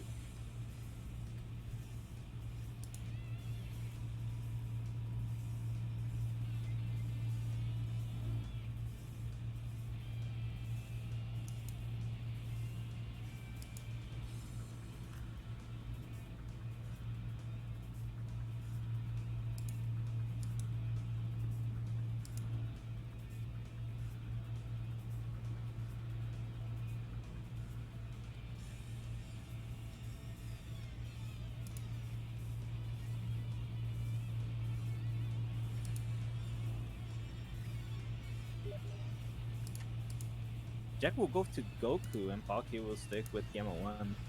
It looks like Jake picked the wrong preset. He couldn't find the right one. Oh. No, that does seem to be a correct preset. Does he have the logo on him? Or on the gi? Let me see. Let me see if I can do some magic Yeah. here. Yeah, this is a correct preset, I believe. I want to say, it's the Goku. It's the Goku gi. Yeah. He chose. There's two that are available. I think he chose the wrong one, but yeah, it's the sash with Goku gi. Yeah. The Go kanji. Yeah. Feel free. This is. I mean, if he wants to have Pocky kill him, that's fine too. But he is he was allowed to use that preset for what it's worth.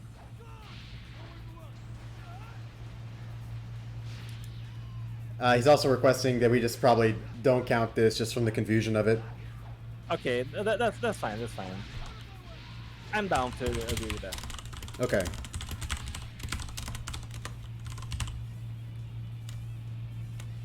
No worries, no worries. Yeah, let's just. But that preset is legal.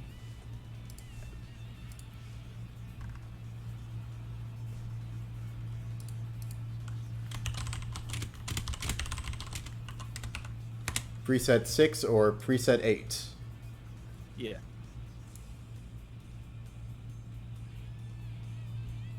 Or alternatively, it's Turtle Hermit Key Go 1 and Turtle Hermit Key Go 2. Alright, both contestants should be up to date now. Yeah. Should be a-okay to keep going.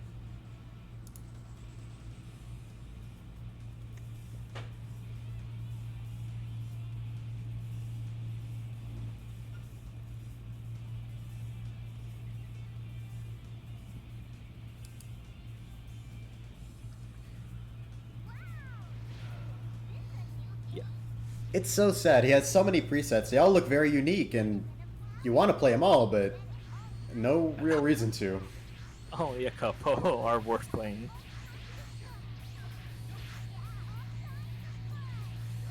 Game 2 of this first round of Grand Finals. Absolutely starting off with a bang. Absolutely, yeah. I think the backflip choice makes it so that Jack has a lot more wiggle room here versus the Gamma 1 of Pocky, especially in situations where you might be feeling like, oh, he's getting a little bit too much in terms of confirms here because of the connection, or backflip just helps patch all issues defensively at least.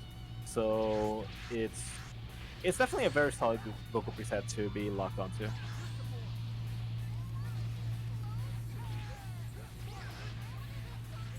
Almost ate a combo just from using that charged Gamma Beam, but manages to keep his nose clean. Yeah. Trying to avoid, he didn't want Pocky to get a free. Oh my Gamma god! Beam, stronger than Kamehameha, confirmed. I know, right?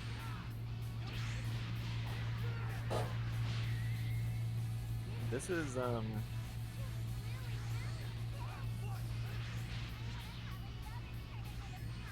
I know Jack was playing around the self-break potential, but he has allowed Pocky to recover almost just as much stamina as he has so far. So I'm not sure if that decision is going to pay out for him in the future, especially now that it's so easy for Pocky to force him to waste stamina, just like so. Yeah, this is not looking good for Jack. Viewers might actually recognize the strategy that Jack's going with from a previous Tenkaichi Budokai we did, where the finals came down to Goku versus Goku. Jack's personal style was to definitely lean on that backflip and as well as his dashing heavy.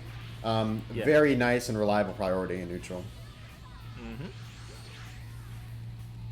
Yeah, no, dashing heavy backflip is a very strong strategy in terms of poking your opponent, but unfortunately for him, he's getting poked at by Pocky in by a lot more damage uh, through that heroic assault. So just Goku ended up not being really the pick here. He couldn't really square up versus Pocky's neutral in Gamma 1 or the damage potential. He's not letting this bracket reset happen so quickly. We are now 1-1.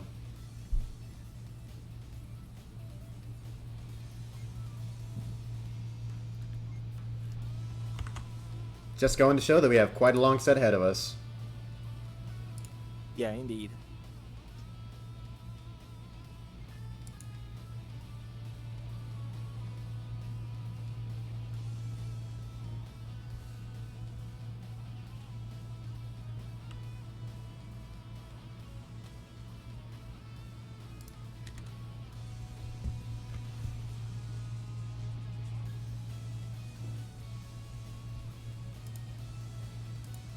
All right, Beast Gohan versus Goku. Interesting. I think the more interesting part is that Pocky is the one on Goku. Jack, of course, using Beast Gohan.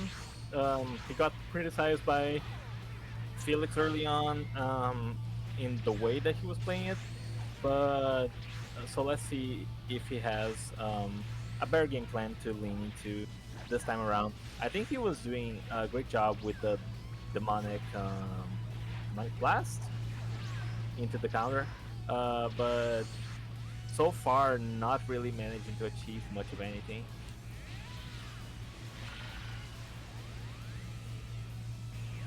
Good little combo there, confirming Kamehameha.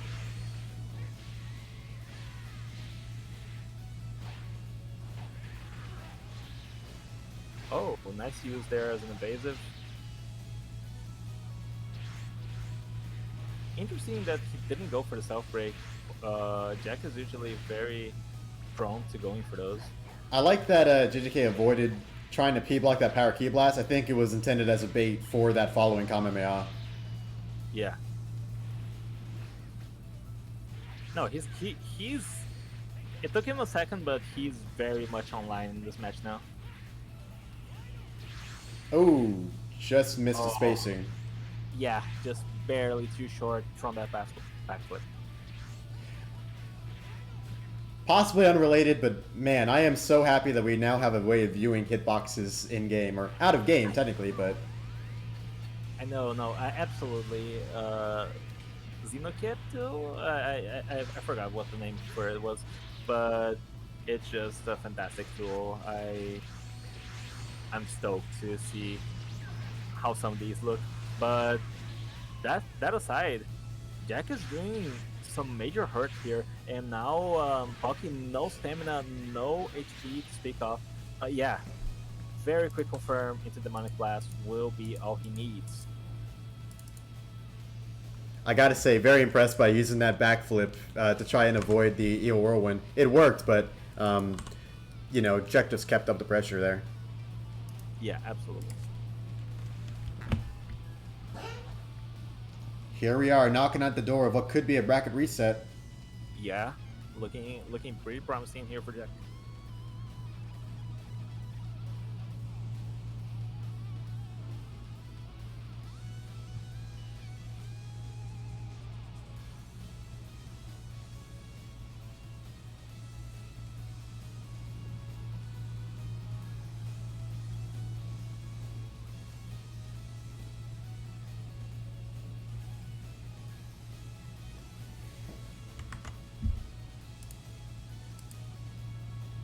Gamma 1 versus Gamma 2. Interesting.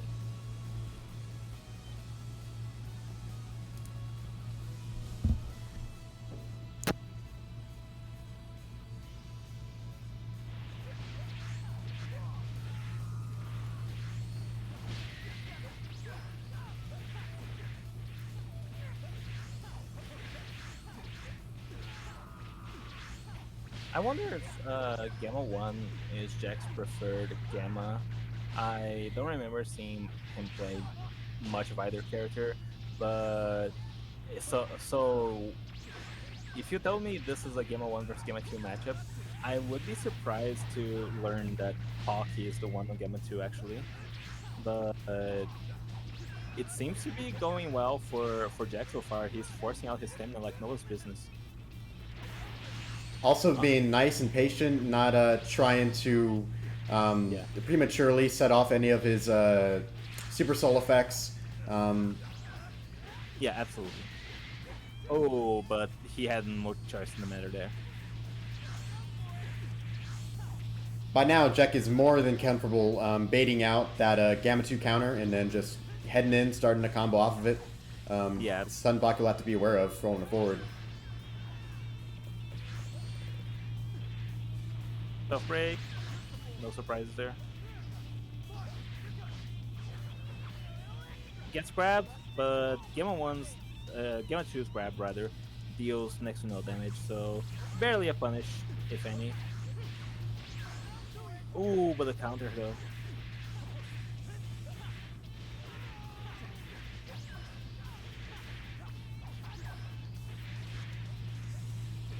It's a shame we aren't getting to see more of Gamma 2's back hit from Pocky, and it might give JJK the breathing room he needs in order to clear out this match.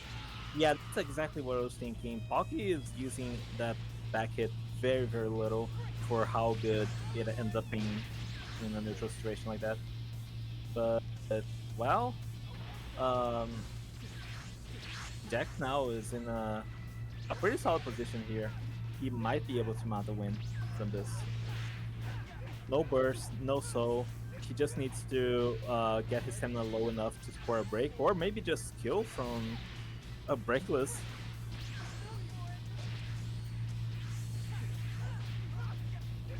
Yeah, that's gonna be it. Jack gets the bracket reset. 3-1 will be this first set of Grand Finals.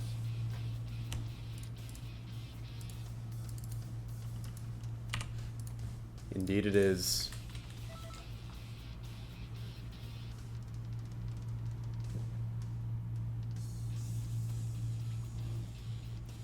All right. For anyone tuning in at home, this means that we have reset the bracket. We are back to 0 versus 0, and whoever wins this wins the whole tournament. Exactly. Oh man, this is a good one. This has been a really entertaining match. I didn't expect to see Pocky in the final of this tournament, but he's been playing a pretty clean game, and Jack, Jack is even struggling a little bit to get in neutral sometimes.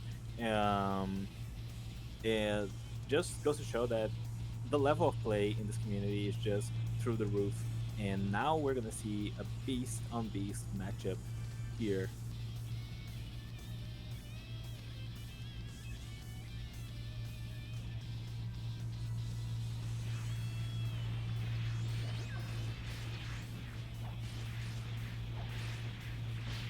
It's got a lightning fast dashing LH, I believe. Well, not the fastest on the dashing L itself, but The pretty fast to LH cancel out with the left key cancel.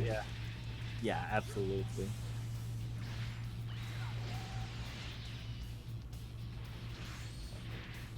Already, that's about almost half of Pocky's Oh health my gone. That's almost 2/3 of Pocky's health gone. That's 7/8 Almost of Pocky's health gone. Oh my god, it's just going, dude. It,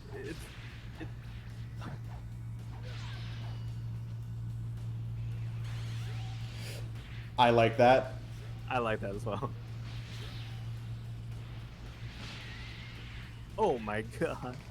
And it's over. With a stylish, perfect block on that limit burst. Yeah. Jack takes No first point of the choice set. but to- Oh man. Jack just very, very, very dominant right out of the gate there with this Beast Gohan matchup. I assume Pocky's gonna rush back to his Gammas because that did not go well for him in the slightest.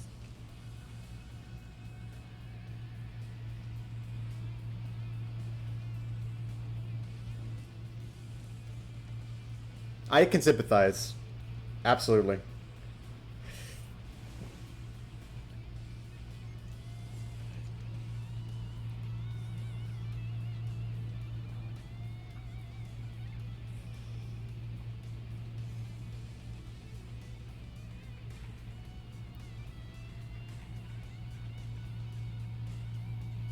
I think this is a good pick for Pocky. I think it might be a bit more of his comfort zone area. Yeah. Totally. And we're Nemec. I definitely think Jack has. Oh, and getting P blocks are just gonna be. It's just gonna be so good, especially the way he's playing Beast Gohan with just huge focus on his supers, right? He's just gonna be dealing 10% more damage on those blasts, 5% damage on those counters, and it's just gonna keep going up.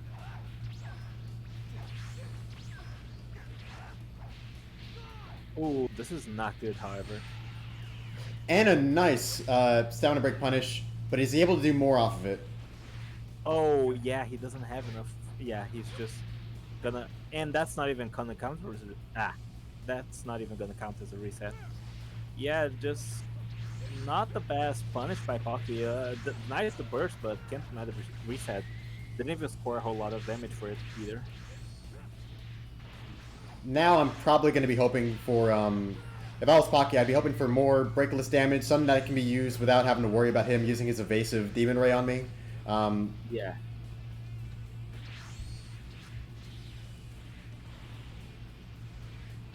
But honestly, even with this amount of time left on the board, a timeout is not out of the question, as we've seen in this tournament. So, Oh yeah, absolutely. you know, I'd want to keep that option at least available. I think the biggest thing is that Pocky's just a very aggressive player. Yeah, I think he wouldn't go for it. Lock the Oh, limit the burst. Yeah, perfect.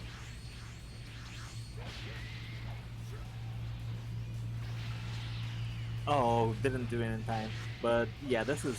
Oh, and 4 stacks on the soul, I believe it is. And he so- doesn't go for the sub break. Already 40%. Yeah, he does not. You're right. Oh man.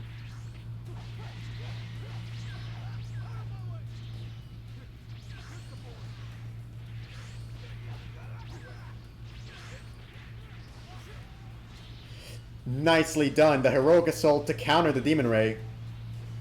Oh, but this is gonna be all she wrote. Yes, it is. Jack takes game 2. We have entered the danger zone.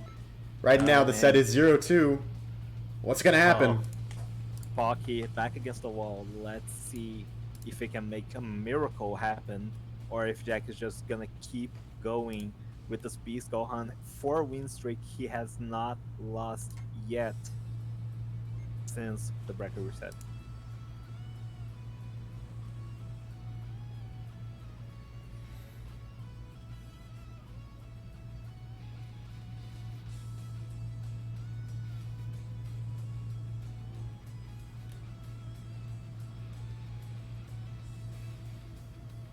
What? What do you mean? I am. Shut up, Jack. I could not be. I would not.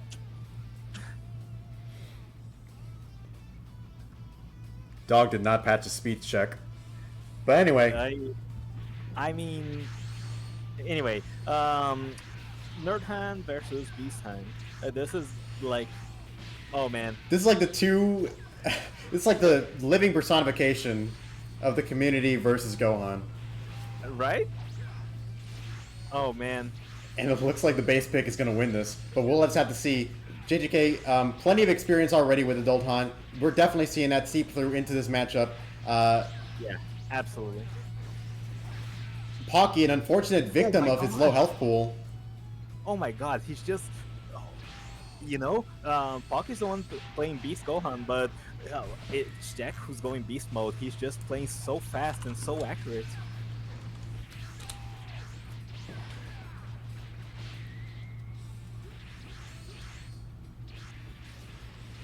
Yeah, the nerves have gotten to him at this point. Yeah, you see the block shuffling, it's a tell. Oh my god. The double Jack is just- Key Blast Cannon, a nice way to get extra damage on a burst that he expects.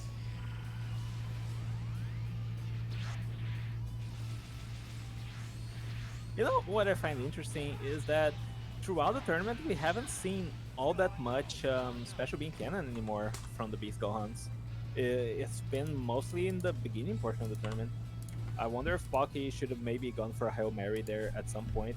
But unfortunately for him, Jack will get his three wins in a row. Jack is the champion of the 12th Emergency Tenkaichi Budokai.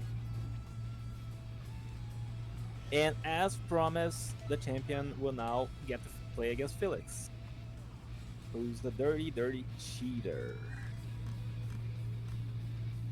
And is not on Steam, question mark. Hello, Felix.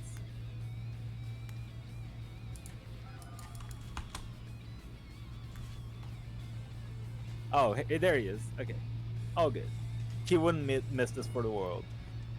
It's him versus Jack. Of course, Jack will be the crown champion regardless. This is the end of the tournament.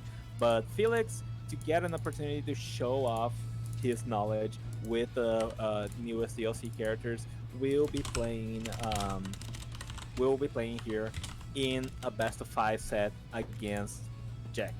So let's see. Orange Piccolo versus Piccolo. What kind of match will these two show us? I wonder if Jack's going to really lean into the Kamikolo aspect of him, or is he just going to, play it normally mostly? Honestly, playing it this way is potentially best of 3, then he leaves. Well, all right. Okay. Ain't our problem. Yeah.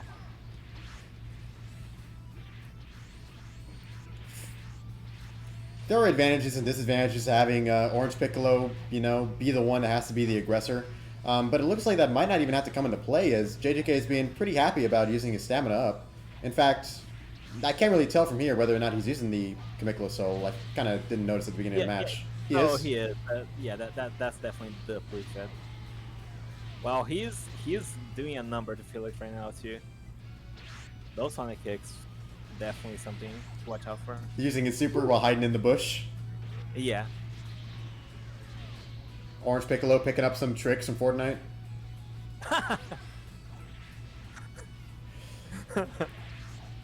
Now, I recall Felix, when he was discussing Orange Piccolo earlier on and throughout the week, that he takes advantage of playing a resource game more than an outright aggressive one. Being able to handle and make use out of his 6 bars of stamina, making the most out of it, as well as his attack burst. I mean, we might be about to see something big happening within these next 20 seconds or so. Yeah, I would not be surprised. Oh my god, and there we have it. Special Beam Blast into a Fierce Fist. That's just so much damage, and suddenly the health situation is looking kind of even between these two. I like that key stun to force the block that Felix could then take advantage of with a grab. Oh, but not score a grab. Or perhaps JJK. I can't tell the Piccolos apart anymore. It's fine, it's fine. He went around! Oh my god, the Special Beam Blast for the win? Yummy. Oh no, man. Not like this. Felix takes game 1.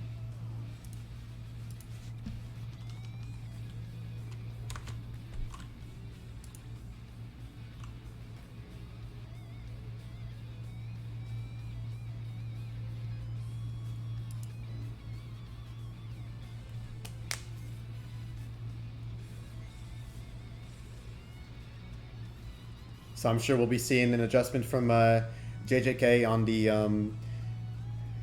the skill scale, I suppose, making sure that he doesn't get into the same tricks that Felix has set up for him. We might be seeing with this another character pick, possibly to show off some more of the DLC. Indeed, he does, going on to his Future Gohan. This is a cool matchup. I didn't expect we were gonna see this. I think it's very clear that Fire Awakened Piccolo is the better character of the two, but honestly, Future Gohan is not a bad pick, and I'm interested to see how Jack uses him.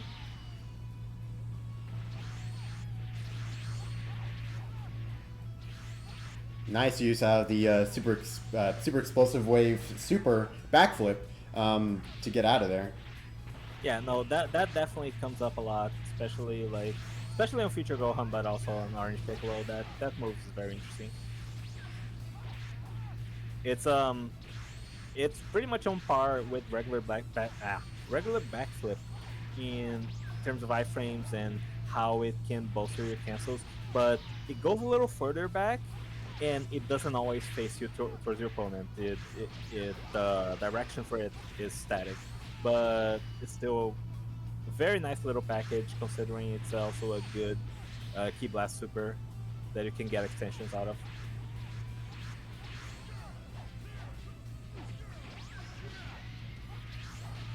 Bird block on the Energy Dome. Yeah, but Jack will clap right back with a very nice super explosive wave, and okay, self break, armor burst still, Senko key blast too. Oh wow, he's definitely he's letting them get this stamina reset going. Yeah, not much he could do to stop it there, so I definitely agree with him. Let's see now if Jack can manage to manage to make the most out of this stamina reset that he just got, because Felix still has his limit burst, but it is an auto perfect block one, and from the looks of it, he really doesn't need it. Managing to score some really nice perfect blocks so far. Making use out of the standing lights to try and get some combos going when he wants to. The jump in attacks to get some nice little clashes going. Same thing with his standing heavies. Felix making the most out of Yellow Piccolo's little setup he's got. Yeah. All parts of his normals. Yeah. Definitely agree.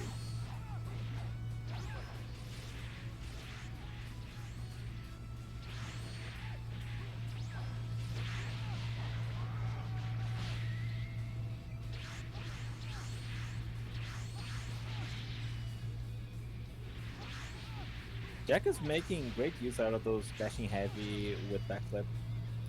Like, he's not doing a lot of damage, but he's consistently prolonging his health lead so far.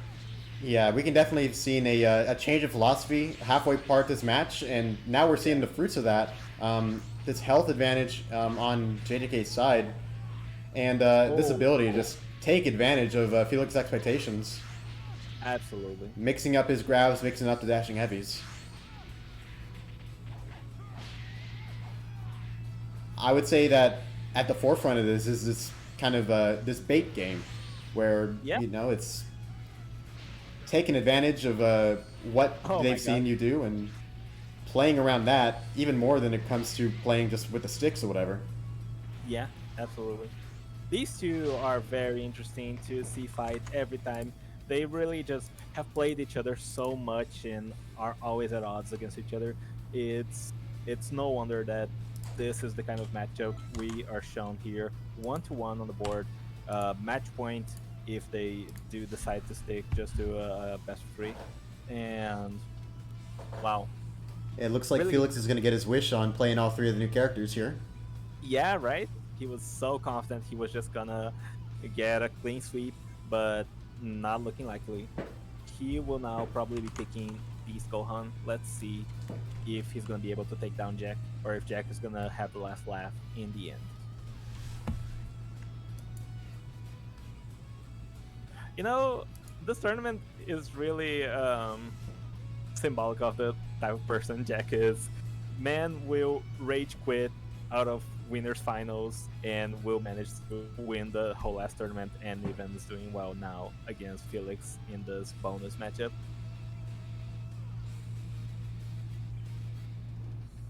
Take that as you will. This guy is ready to play some Xenoverse now and then, and he's just one of the best at it. Here we are seeing Adult Gohan versus Beast Gohan, but the tone of this might be quite different. Yeah, absolutely. I expect this to be... I expect sparks to fly in this matchup here between these two. Already with a Key Blast Cannon into... Oh my god.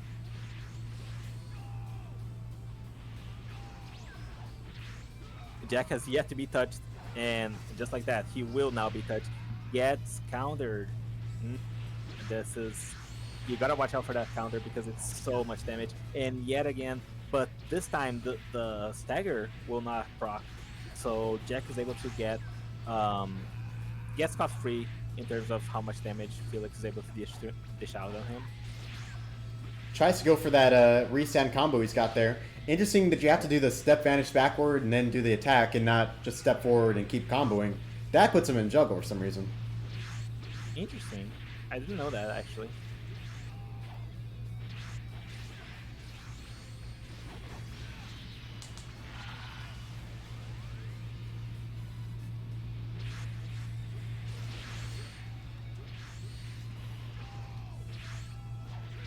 Honestly, a Beaston with almost 5 bars of ki and his full stamina reserves is a very, very threatening thing. Yeah, so I many know. options. I know, man. I would not be shocked to see an ult just happen out of nowhere and Felix scores a win off of it. He already has a few of his soul procs. That being said, Jack is really holding his own here, and Felix's key reserves are slowly depleting.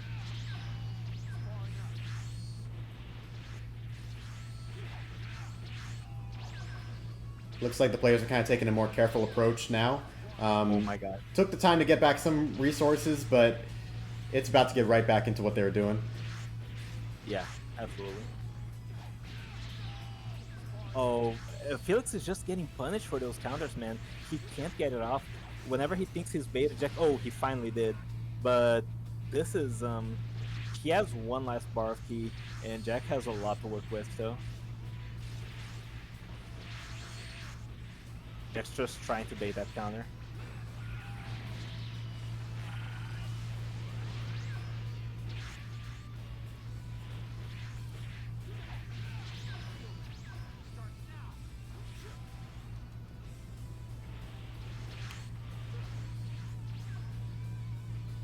God, these two are in each other's heads. You can tell how cautious they are being about approaching each other.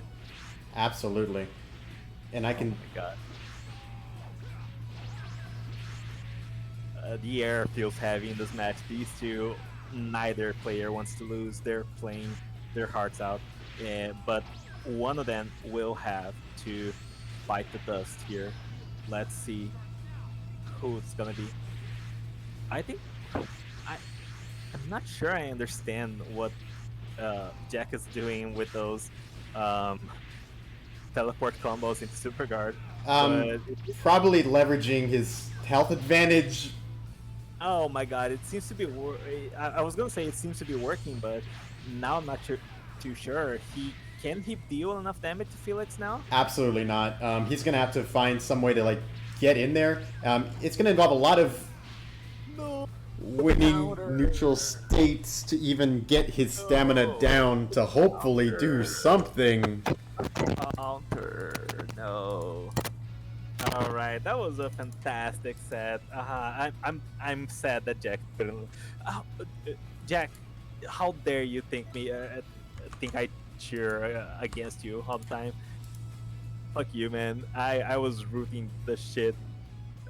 Fuck, man. That was some good Xenoverse. That was fantastic Xenoverse. Thank you so much, both of you, for playing. And again, Jack will be crowned the champion of the 12th emergency Tenkaichi Budokai. But damn, that was fantastic. Good stuff. Yeah, join the server for future tournaments, and thank you all so much for coming. This was a very fun tournament. Maybe some people have some disagreements about how well represented the DLC characters were, but I think we got to see some really cool shit about all of them. So yeah, thank you all so much for coming, and I hope to see you guys again in the near future. Stay tuned for more tournaments.